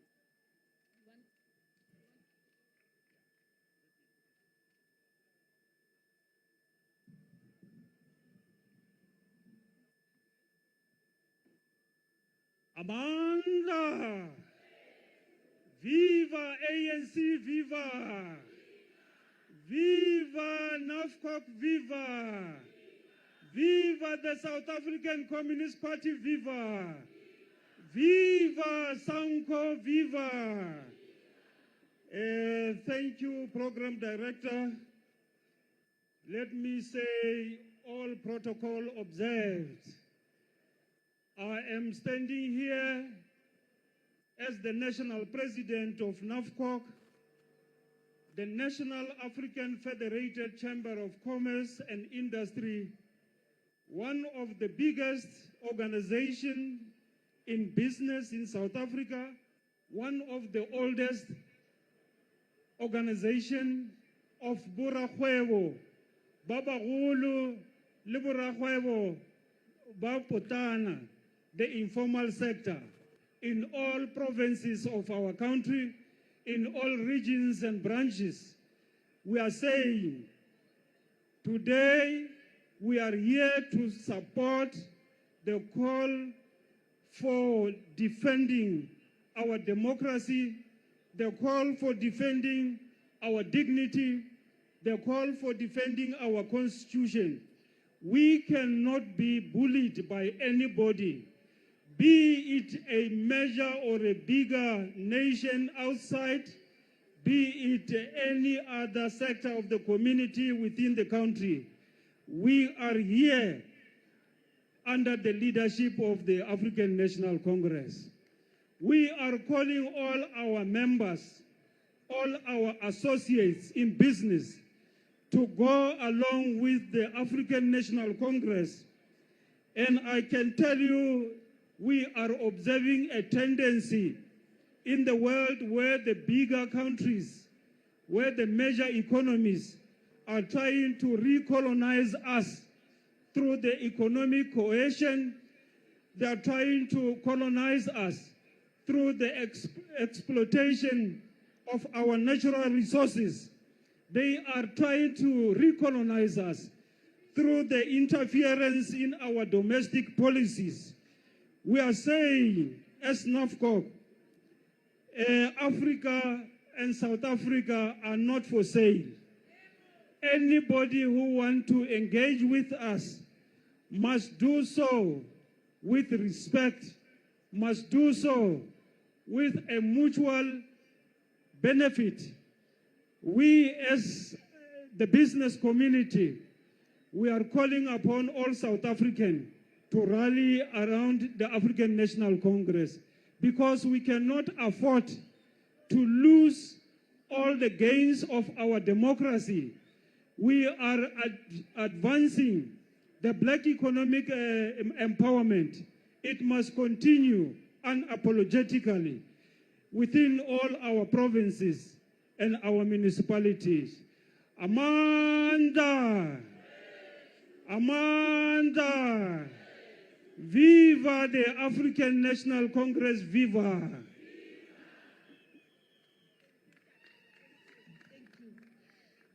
Thank you very much, President of NAFCOC. I'm now going to invite Embrace Diversity Movement, Comrade Mpho Mbutse.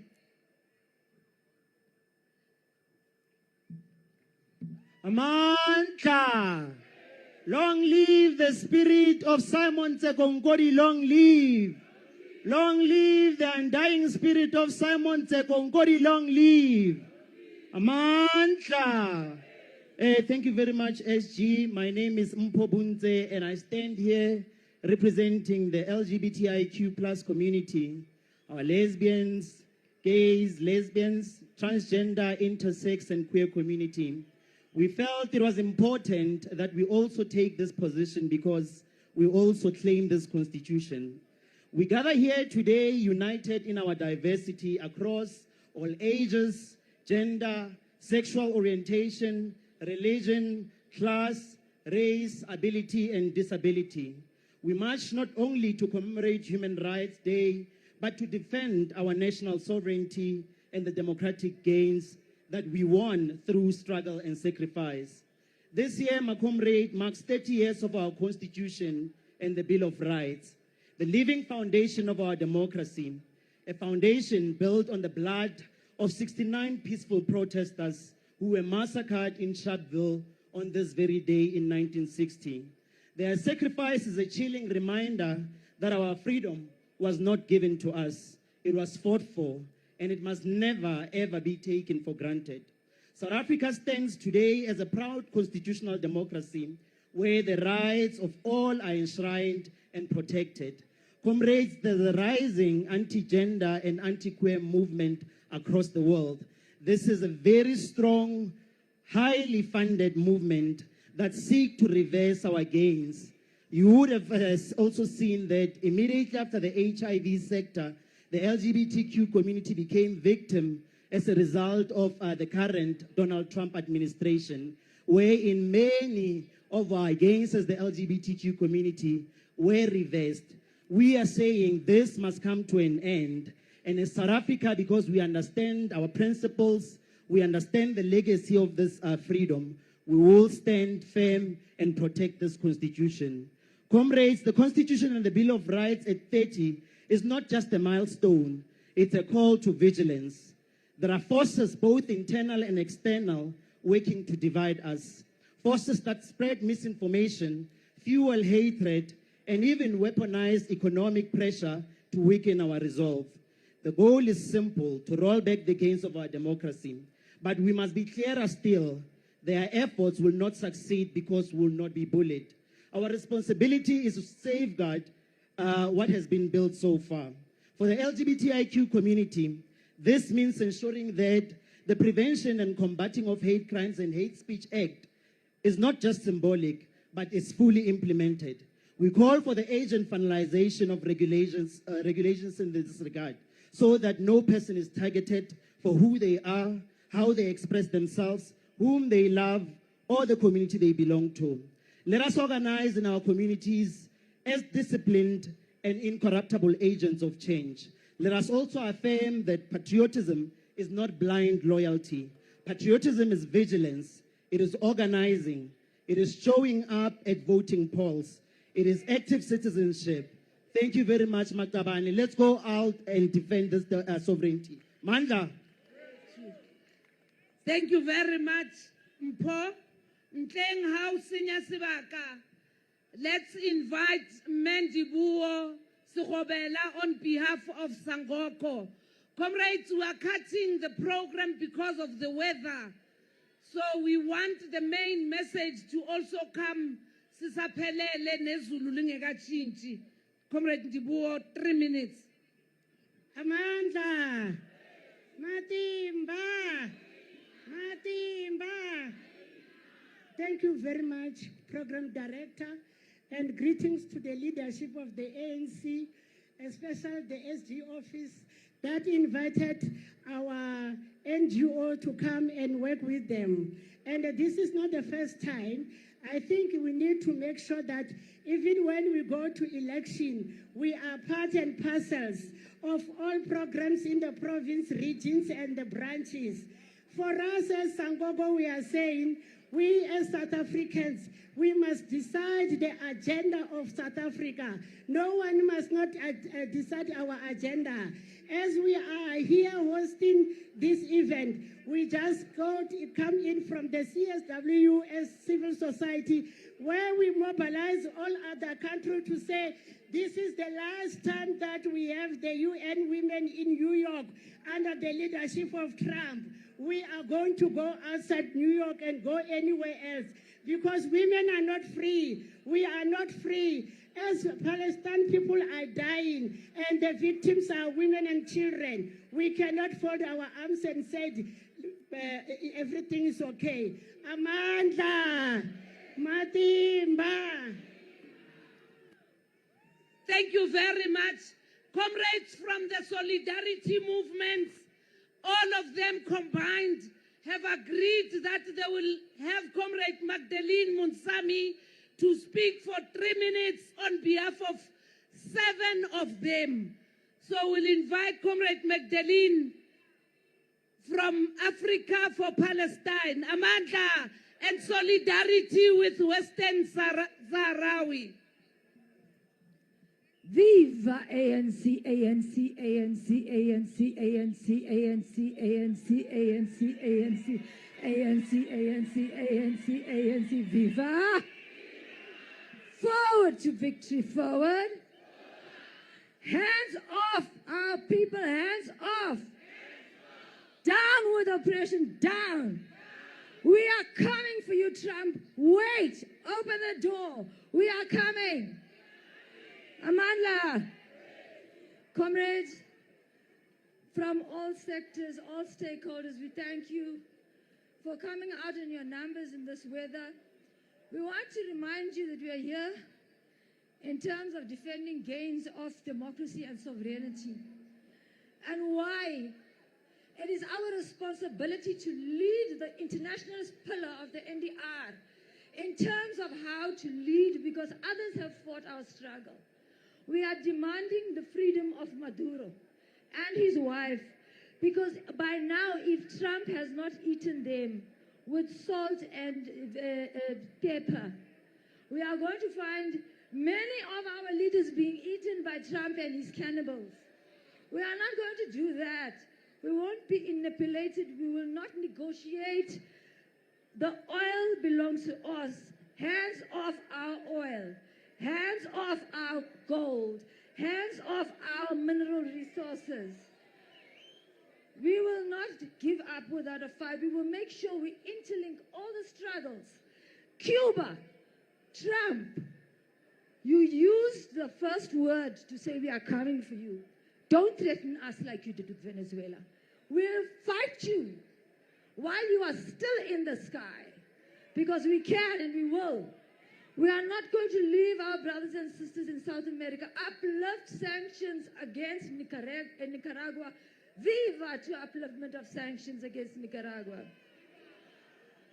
We understand that Resolution 2797 of the United Nations Security Council was an abolition. It took more than 50 years of the fight for the people of the Western Sahara backwards.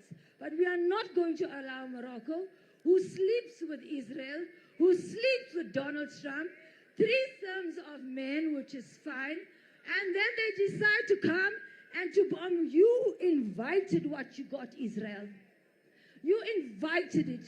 You don't send out a weapon and wipe out Gaza and expect us. You sent the first shot. We will fire back and we will support.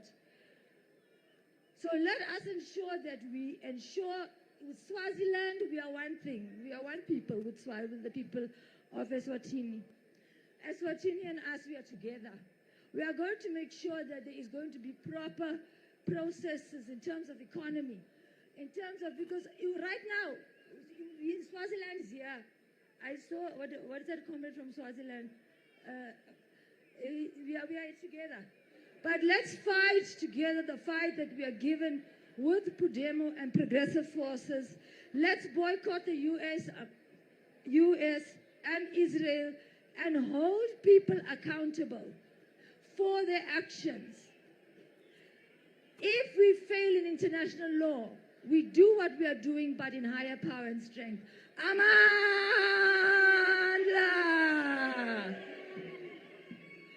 Thank you, sis. Malibongwe! Comrades, we're going to have the last message coming from the progressive pastors.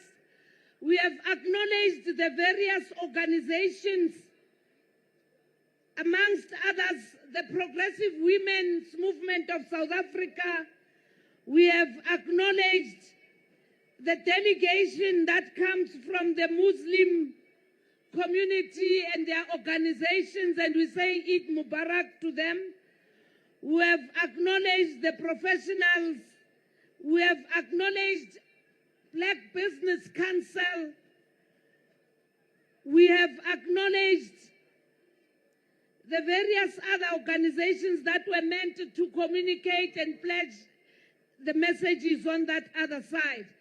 Risumulutsi Katapelo and then anthem, the messages of support. I'm going to invite Pastor Mfenyani from the Progressive Pastors Council of South Africa, and then we're coming to the political message. Eriko Pansitsemmo. Thank you. Mata Arona. Special greetings to the leadership, protocol observed, and everybody. I'm not going to be long. 2 minutes is enough. We, as the Progressive Pastors Council of South Africa, we are saying the world must know that the church will not fold their arms if they stand against us. For we know if God is on our side, who can be against us? We want the nation of Israel to know they are not the Israel of the Bible. The Israel of the Bible was never mandated to kill anybody. The Bible says, love your neighbor as you love yourself.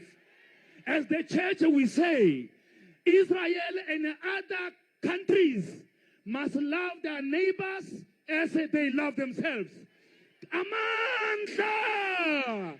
Jesus love you. Amen. Thank you very much, Pastor Mfenyani. Love thy neighbor as you love. Love thy neighbor as you love thy. Thank you very much. Ritota now, I'm going to start with the representative of the PYA, the president of the Youth League, to come and greet, followed by the president of the Women's League, the president of the Veterans League, the deputy president of SANCO, and then the DGS of the South African Communist Party. No one. And the representative of COSATU.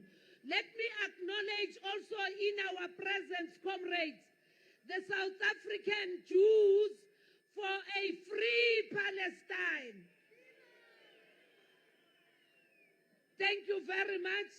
Let me, comrades, Colin Malachi. No minutes. It's Ivanji. Manja! Away, two! Away with Trump, away! Away with Trump, away! Away with imperialism, away. Forward with our constitution, forward. Forward with our constitution, forward. No, thank you very much, President of SASCO, SG of COSAS. We are clear as the Progressive Youth Alliance and South Africa that we will not be bullied. We defeated apartheid. We will defeat Donald Trump. We are clear as the African National Congress that we will fight against imperialism. The day the ANC stop fighting against injustice, it is no longer the African National Congress. Everything that happens in the world where people are killed by imperialist agendas, fighting for their oils and their minerals at the expense of their people, if the ANC is quiet, it is no longer the African National Congress. We're calling upon all liberation movements that they must not be silenced. The silence of ZANU-PF is very loud. The silence of Tanzania is very loud. The silence of all liberation movements is very loud when Trump is killing everyone at the expense of our people. We're clear that we'll never allow Donald Trump to access our minerals. We've called upon the president of the country to immediately introduce export quotas and make it impossible for the USA to exploit our minerals. We're saying that from the soil to the factory, not from the soil to the sea. We're saying the employment must be created utilizing our own raw minerals. We will not allow Trump to bully us. We're saying forward to President Ramaphosa, forward. Forward, President Ramaphosa, forward. Our president continues to fight without fear for the democracy of this country. Continue to defend the gains of democracy. Our president, fearlessly so, went to the USA and met with progressive organizations in defense of the people of South Africa. We're saying, President Ramaphosa, continue to fight fearlessly against imperialist agenda of Donald Trump. Thank you very much. Thank you very much. Viva PYA, viva!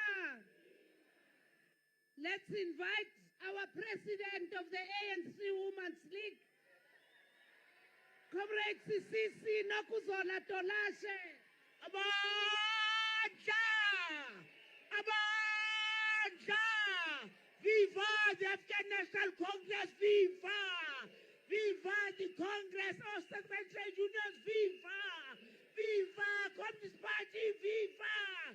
Viva Sanko, viva! Malibongwe! Igama lamakhosikaz! Wathithi Bokoto! Wathithi Amafaz! Thank you very much, Comrade TSG. On behalf of the ANC Women's League, we are here today to come and make a statement like the 1956 women who stood fast against the apartheid regime and send a message that not in our watch, that you are going to undermine us and undermine our people. We're not going to carry your pass. And today, we came to come and tell Trump and his friends that not under our watch, not during our time, we are not moved. We are not going to allow you to bully us. We are a country. We defend our sovereignty. We are not negotiating. We stand with the women of Palestine. We stand with women in Gaza. We stand with the children in Ukraine. We stand with everybody who's going through a war of irresponsible lunatics. That wants blood. That meant blood. Women, stand up now and defend your democracy. Our people, Liwini died for this democracy. Mamusi Susulu died for this democracy. Mama Kreke died for this democracy. We must live for them. Comrade Ramaphosa, our president, is leading us bravely. We are behind him as women of the ANC. We call all women of this country, let's move forward and make sure that we defend our country. Amandla, away too. Thank you very much, teachers. Malibongwe! Defend our constitution, defend. Forward with national sovereignty, forward. Let's invite Ubaba umongameli we-Veterans League, Ubaba uSnuki Zikalala naye azosibingelela. Amandla, Matla. As the ANC Veterans League, we fully support the People's March in defense of the sovereignty of our country and democratic gains we achieved since 1994. We stand on the shoulders of the giants of our struggle who laid their lives in the sacrifice for freedom we enjoy today. Our struggle, comrades, was premised on 4 pillars: mass mobilization, underground work, armed struggle, and international solidarity. Throughout our history, the ANC has stood side by side with political forces around the world. We've fought alongside ZIPRA, SWAPO, Frelimo, MPALA, and other liberation forces. We have struggled in support of the Palestinian Organization and Western Sahara. Today, we're a constitutional democracy, and we uphold the principle of the rule of law. While we are here, we jealously guard the gains of our struggle. We also use this opportunity to highlight the injustices and the horrors that have been perpetrated across the world by the neo-fascist Trump administration, including the blockade against Cuba. We are saying down with the Cuban blockade by the neo-fascist Trump. Down! The total devastation of Gaza, the kidnapping of Maduro and his wife in Venezuela, and the killing of the president of Iran, President Ayatollah. Because 21st March is also an international solidarity with the Cuban, we use this opportunity to call to end the blockade against Cuba. We stand up in solidarity with Cuba, which is being strangled by United States imperialist forces. Down with imperialist forces. Down. Amanda. Thank you very much, Veterans League. Without any further waste of time, I'm going to invite the president of the Umkhonto weSizwe Liberation War Veterans, Yamaniti, Comrade Dan Hato, gijima njengesoja.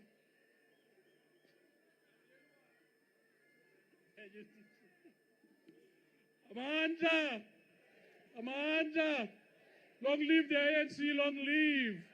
Long live SACP, long live. Long live Sanko, long live. Amanda.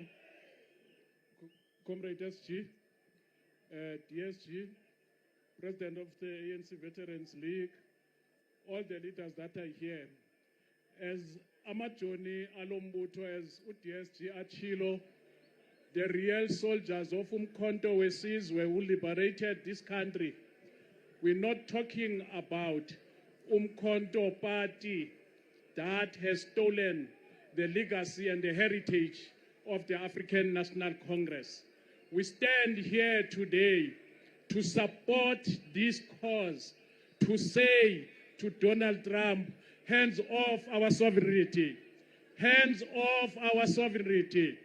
The Cubans who assisted us in our camps, the Cubans who fought for the people of Angola, when those people got liberated, the Cubans never rushed to Angola to claim their oil, to claim their gold.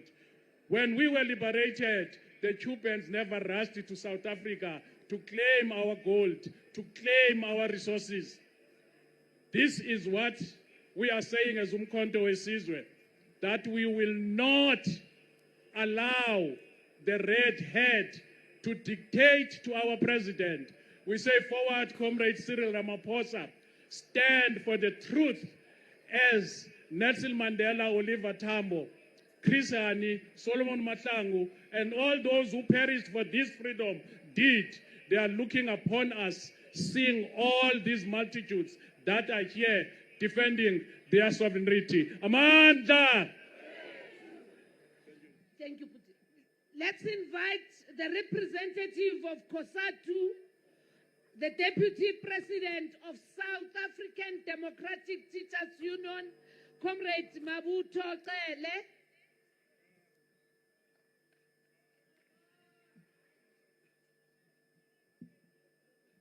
Amandla!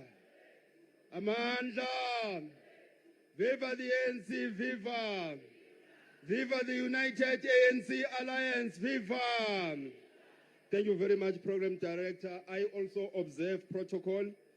We as COSATU, we are here to confirm our support for the defense of our sovereignty as a country, to defend our constitution, as well as the gains of our democracy. We are saying as COSATU, this march takes place at a very decisive moment, not only for South African working class, but for the global working class. The crisis of capitalism is deepening before our eyes. The current epoch calls for all of us to defend the sovereignty of our country and its people. We live in an era of global crisis of capitalism and as well as capitalist aggressiveness, where capital moves freely across the borders to impose their interests to the workers, and the workers remain confined and poor in their communities. We want to say, as COSATU, we stand by the people of Palestine. As COSATU, we stand by the people of Cuba. As COSATU, we stand by the people of Lebanon. As COSATU, we stand by the people of Iran. As COSATU, we stand by the people of Swaziland, by the people of South Sudan, and many other nations who are subjected to the same by the Donald Trump administration, where we see a rise of a strong neoliberal agenda against the working class and our people. We therefore call upon the end of all the imperialist wars that seeks to advance capitalist domination and undermine the right of our nations to self-govern. Wars that deny innocent children and women of their human rights to live. Wars that deny the rights to go to school. Wars that deny people their rights to shelter and homes. Wars that display people. Wars that deny people the rights to basic service and infrastructure. We therefore are saying, as South Africa, we must unite behind the government of the ANC, as they have demonstrated that indeed the government is prepared to defend our sovereignty. The government is prepared to defend our constitution. Amandla! Gawethu, defend our sovereignty, defend. We're now going to invite the Deputy President of SANCO, South African National Civic Organization, Ntate Chris Madimeja. Thank you. Qina mhlali uzonqoba qina. Nganda usilwa mhlali nganda usilwa. Thank you very much. Allow me to take this opportunity and greet the leadership of more important to you, the masses. SANCO came in numbers as we join hundreds and thousands, millions of the South Africans to be part of this historical movement of the people to guard the land. It can't be correct that we are bullied from distance. It can't be correct that we are dictated from the distance. We are here and we are here to stay. We are here to guard our own sovereignty, our democratic gains, our policies. BEE at the center. BEE is here and it is here to stay, to redress the making of apartheid, and we will not negotiate. We are here telling you, Trump and your other Muribuntu allies, that SANCO joined the masses in a force to say our constitution is a lovely and loved constitution by the entire country. It can't be you who dictate to us. We are appealing to you to come and take your Leo Brandt, your ambassador in South Africa, who has got no respect. We are saying it deserves to be away from you. You have a lot to deal with it. Deal with the release of Muduri is not your tennis ball. Comrade President, we tell you that we are behind you. Monday to Friday, we will defend our interest.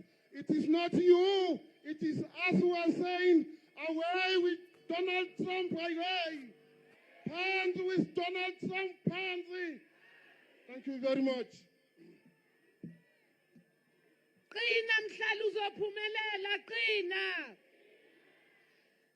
We're now going to invite the Deputy General Secretary of the South African Communist Party, of Moses Kotane, of Joe Slovo, of Ruth First, of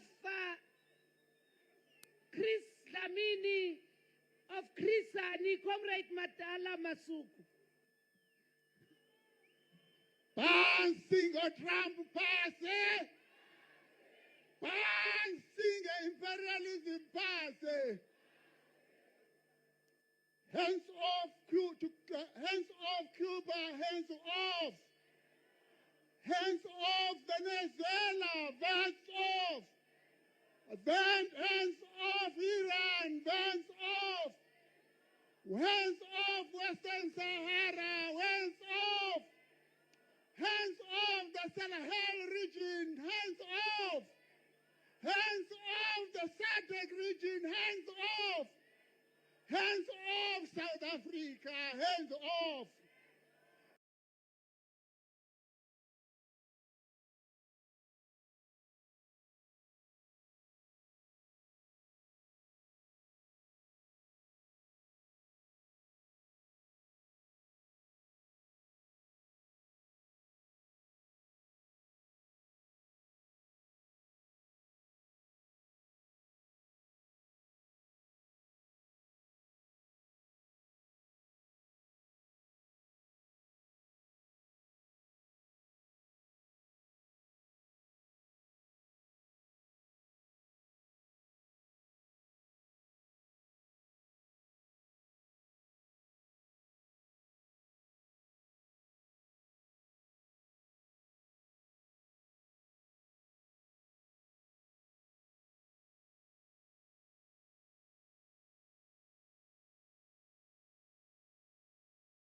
Hands off our continent, Africa, hands off. Comrade Chi, ngifuna uqala ngokuthi namhlanje ngibonge iANC ukuthi namhlanje nisihlanganisile. Angithi kutshelile ukuthi mina we have now set up a war against the imperialists and capitalists. Kodwa namhlanje usibizile sonke la ukuthi usikhumbuze ukuthi this South Africa is ours and we must defend its sovereignty. And we want to say ukuthi it is the right thing because it's all zonda sovereignty ye country enye. Uzonda sovereignty South Africa uzonda NDR. Ozonda NDR uzonda freedom charter. Ozonda freedom charter uzonda constitution yetu South Africa. Ozonda sovereignty uzonda NDR esithi thina ipath yethu yokuya ku-socialism. So namhlanje angiyakhuluma izinto eziningi. Ngifuna ukukhuluma ukuthi sibonga nonke enifikile ukuzodefenda isovereignty. Ngifuna kusho ku-ANC ukuthi ngiyathemba ukuthi akugcinanga. Anisihlanganiseni ngoba kusasa kunabantu lapha eWestern Cape, igovernment yase-Western Cape ethi i-NHI ayireverse ngoba baka-consulta. Sihlanganiseni siyohlangana lapha eWestern Cape sithi nathi laba abathi abaka-consulta bakasiconsulti. So asiyeni asiqhubekeni ngokulwa siwele isovereignty yethu eSouth Africa. Anginokhuluma kakhulu na imvula iza. Ngizawuthatha nginikele kuwe Vutha. Ngoba namhlanje uzositshela ukuthi le mvula kufuna iwashe ini. Iwashe imperialism. Iwashe ingondo kaTrump. Iwashe ingondo kaDA. Iwashe yonke lento eyihemor. Amandla. Amandla. Comrades, let's now come and hear the message from the NC, and we appreciate every organization. Your messages are recorded. Your messages are recorded, and this is going to be an ongoing program, and together we shall defend our constitution, our sovereignty. People of Sharpeville died for our freedom, and that's why we are gathered here today. People of Sharpeville, people of Nyanga, they died for this freedom on the 21st of March, and hence we're saying 30 years of our democracy and the Constitution. We shall defend our Constitution and our national sovereignty. Asilaleleni ke manje simbize okuyena unobhala jikelele wombutho omkhulu, umbutho wethu we-African National Congress okhokhelwa uCyril Matamela Ramaphosa. Amandla. Amandla. Khokhela ANC, khokhela. Khokhela Ramaphosa, khokhela. Phatha Ramaphosa, phatha.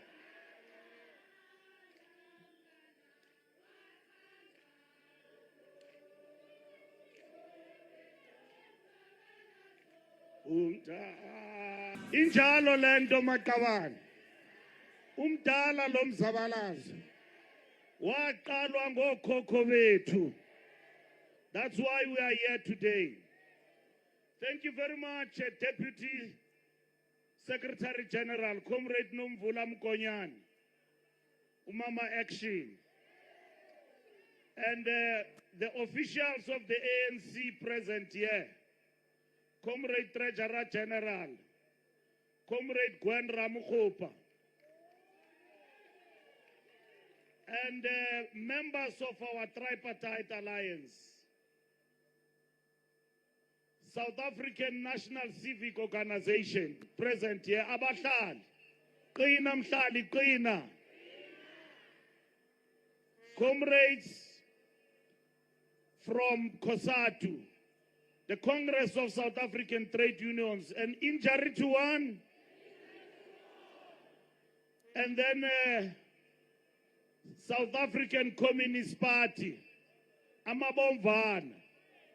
Noba bahamba besishiya nje kodwa namhlanje sihlanganiswe into ebalulekile. Comrades, Raw Young Lions, Raw, the president of the Youth League, led by the ever-roaring Colin Malachi, the ANC Women's League, omama bethu, wathinta abafazi, wathinta imbokodo, uzakufa finish and clear. Comrades, our veterans led here by President Snuki Zigalala. Ngabona abantu ke esithatha amava kubo experience. Long live the Veterans League, long live. Comrades of PYA Progressive Youth Alliance, SASCO COSAS, present here today. Comrades, the National Executive Committee, and we want to thank all civil society organizations, zonke ezikhoyo apha, those that spoke here today, This is the beginning of a march to unite our people in defense of South Africa, our sovereignty, and our democracy. The National Executive Committee of the ANC took a decision that we must not defend South Africa in boardrooms, but we must take our people along. Because there is a big lie here in this country. A lie that is led by AfriForum and all those who go around with them. They went to America and lied to Donald Trump that white people have been killed here in this country, which is a lie. Donald Trump gave them assurances and invited them to go to America. Only 49 car guards left our country. And they are on their way back because they cannot afford the cost of living in the United States of America. Those who sent them to America, Kali Krill is here having a great time in our country. He didn't follow them to the United States of America.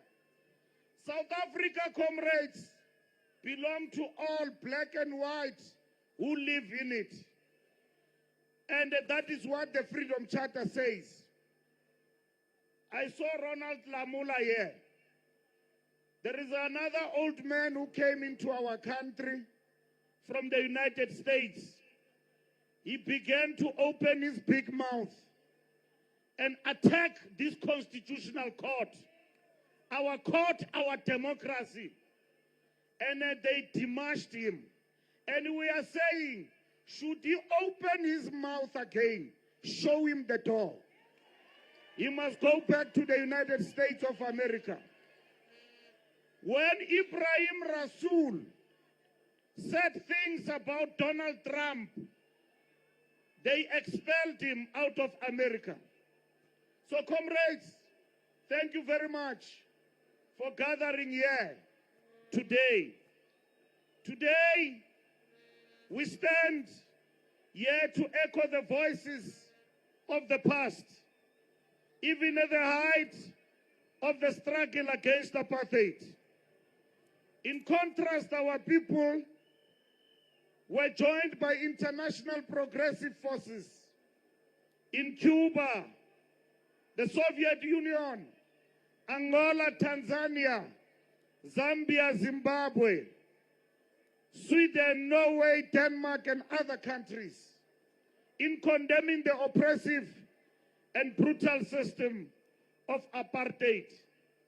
That is why today we also condemn the blockade against the people of Cuba. Hands off Cuba, hands off. Hands off Cuba, hands off. Free Palestine, free Palestine. Down with the war in Iran, down. That war in Iran serves Donald Trump only. It doesn't serve the rest of the humanity. We don't need war, we need peace in the world. And South Africa will contribute to peaceful efforts in the world. Comrades, anyone who threatens our sovereignty as a country, we will defend our sovereignty. Because we, the people of South Africa, believe in this country. We braved the storms and the rain because we don't have two passports. We have only one passport, and that is the South African passport. As citizens of this country, we will never run away from our country. We will defend our country. And that is why we say to President Ramaphosa and Ronald Lamola, continue to defend South Africa. The African National Congress support you. If ANC leadership must face sanctions for doing nothing, but for implementing redress in our country, let it be. We are not afraid of sanctions which will be imposed on us by an injustice meted against the people of South Africa. There is no genocide here. We are living peacefully. What we want in this country is a land redistribution program for all. What we want in this country is an equitable economy that serves all South Africans equally. What we want in this country is a health system that serves all our people. And forward to national health insurance. Forward. Comrades, there will be no retreat on black economic empowerment.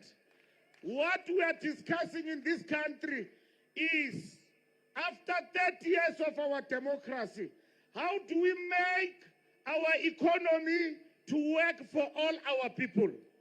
That is what we want here in this country. An economy that creates jobs. An economy that serves all South Africans equally.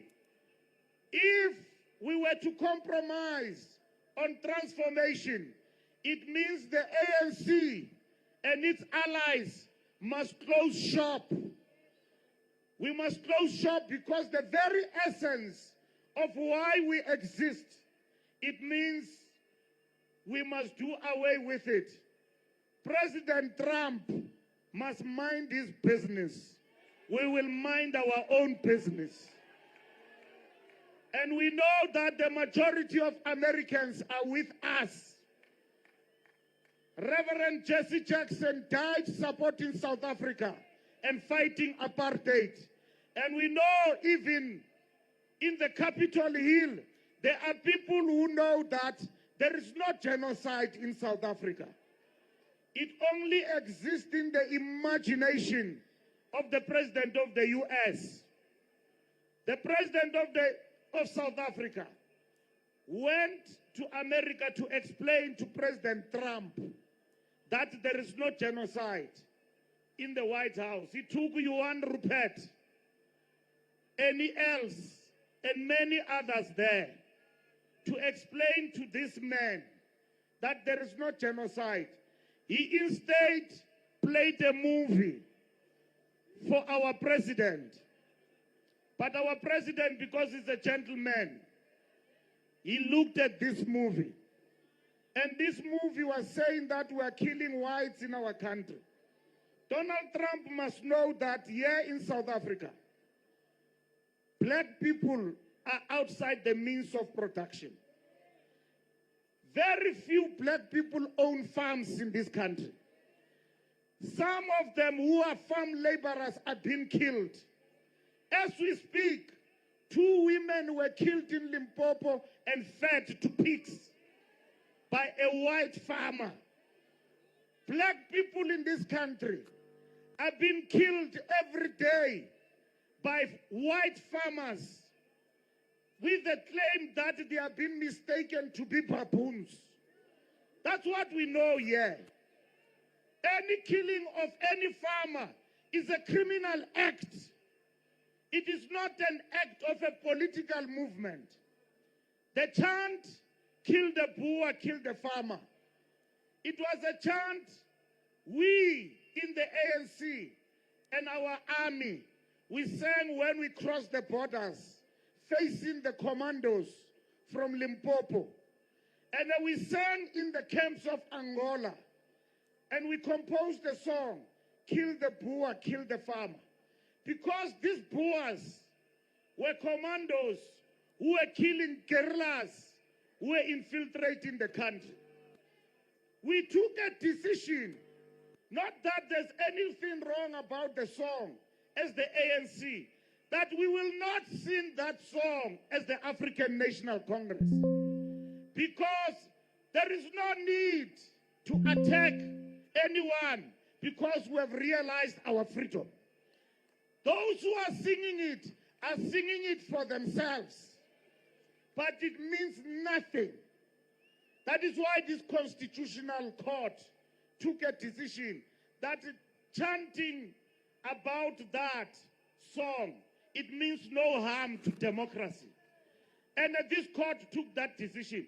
We cannot therefore be told by a white old man in our country who look like he's deranged to tell us in our country what to do in South Africa. We are a sovereign state. We are a constitutional state. We are a democracy. We are a sovereign state. We are a constitutional democracy, and we need to be respected. Comrades, we respect and we abide by the international law. Nothing will be recognized by us outside the United Nations. When they got into war with Iraq and Afghanistan, we told them that we don't need that war. They said they were weapons of mass destruction. They have never proven till this day those weapons of mass destruction. And they left Afghanistan with their tails between their legs back to America. Afghanistan is still today by the people they claim to go there and overthrow. No, Afghanistan is ruled by the Taliban. The Taliban is still in charge in Afghanistan. The Americans came back with their tails between their legs. There is no war that is a justification in any other situation. We condemn the war that is being perpetrated in the name of fighting terrorism. We condemn the war that took place in Iraq and Afghanistan. We condemn the war today, and we recognize the United Nations as the supreme body that enforces multilateralism in the world. America went alone unilaterally to start a war. Today, they've started a war in Iran. They are alone. Even their allies are disagreeing with that war because it's an unjust war. There are criminals here in this country. Some of them are drug addicts who appear from time to time on podcasts. And I want to address this drug addict because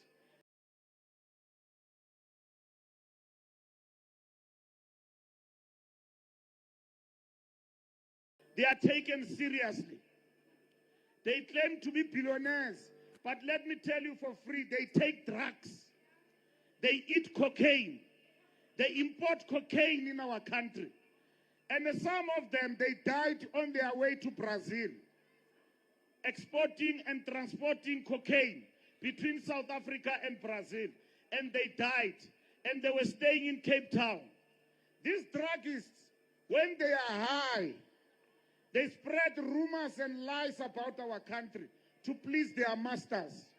And I want to tell them today, we are going to take you on for all the lies you have spread about the ANC.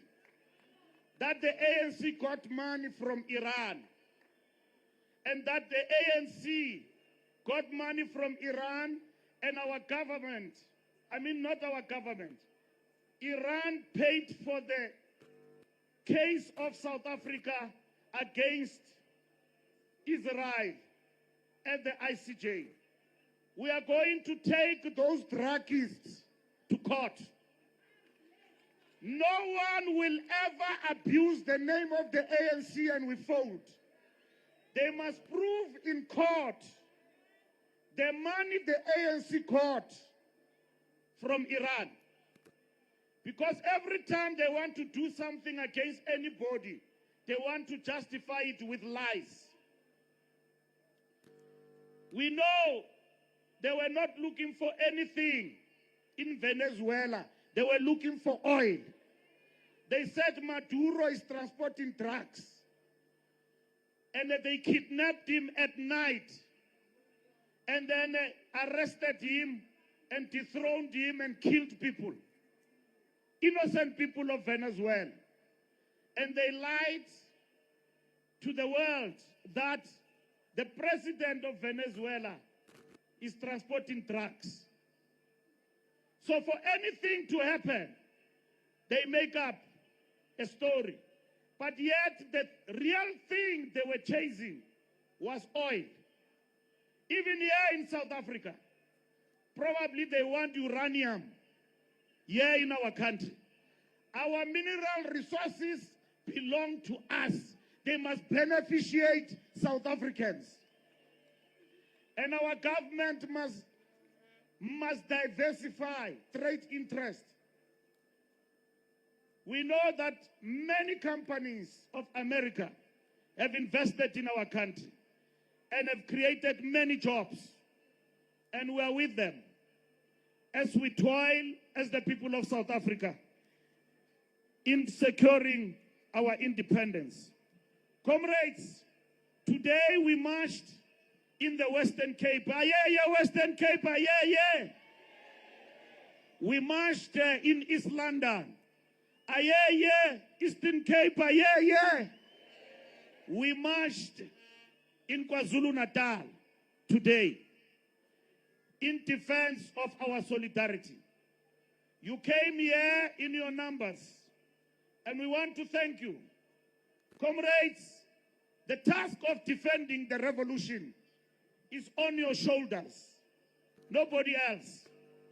We invited everybody and political formations to participate in this march. From here, we are going to launch a signature campaign that organizes all South Africans who believe in South Africa and its sovereignty. From this march, and we will launch that signature campaign countrywide. Comrades, the task of defending this country is a task of its citizens, nobody else. There are those among us, and they are not many. They are hell-bent on bad-mouthing our country. Today, we stand with the people of Western Sahara for their freedom against Morocco. This Morocco now is being given the Africa Cup of Nations back door. And it's a scandal that people who failed to win on a field of play are given an Africa Cup of Nations on the boardroom. It's a scandal, and it must be rejected by all of us. Viva Senegal, viva! Viva Senegal, viva! Senegal are the champions of Africa in football, and we give it to them, not Morocco. And when we say this, we are not anti-Mutsipe. But Mutsipe naye makaphakamisa isokisi. He comes from South Africa, from a people who fought for liberation and against apartheid. Injustice cannot just happen in front of him. Atule atikwakatu. Mwanako haye rata rati rati. You are doing a great job. But akulwane liyona ye. Ya uri Senegal utswetswe AFCON. We can't agree to that. We can't agree to that. And we know it's not this decision. It's a decision of the structures of CAF. Ntate Mutsipe re bereketse tata. Arbeya mo. Really South Africa ko CAF. Mar a go tsiwa di cup, no ways. Re tshwantse re lwane. So ba re utlwelle mo South Africa, away with Morocco getting a cup nge back door, away. Phansi ngo Morocco, phansi. Comrades, we are saying to you, South Africa will not be bullied.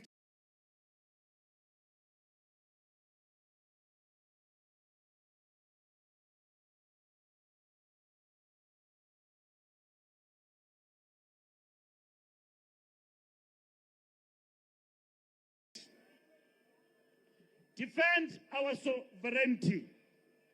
March for South Africa. On this day, the Human Rights Day, we have made a mark by ensuring that we the people and the organizations, we will present a statement to our government. A statement to our government in defense of our sovereignty. We need all South Africans across political divide to defend this nation. Namhlanje asinamona, asinanzondo, siyayidumisa iSouth Africa. Ndiyabulela ke maqabane. Ndibulela all our provinces. Viva Limpopo, viva! Viva Northwest, viva! Viva Gauteng, viva! Viva Free State, viva! Viva KwaZulu-Natal, viva! Siyayithatha KwaZulu-Natal, siyayithatha! Viva Western Cape, viva! Viva Eastern Cape, viva! Viva Mpumalanga, viva! Viva Women's League, viva! Viva Communist Party, viva! Viva COSATU, viva! Viva Civil Society, viva! Those we invited and chose not to come, itelele tsilaye. Defending South Africa is not only the task of the ANC, but we are a governing party. We must lead from the front. Comrades, sibulela kakhulu, realilebua. Says baya. What? Says baya? Says baya, dankbar. We thank you very much, comrades. This march has been a great success. I don't want to talk about how many people are here. Ndiyekela kubantu abaxokayo. Basibonele ngokwabo. This country and this revolution will be defended. And the members of the ANC have shown the mantle. When you are called upon, it doesn't matter. You respond. I've seen a very few members of the NEC here. There are people who don't understand this thing called revolution. They are in comfort. But lakamnandi. But basibiza ngokuthi zinkokheli. Akho nkokheli ezizawukhokhela kamnandi. We wanted to see NEC members full here. Today it's a holiday. Unless they are with the president.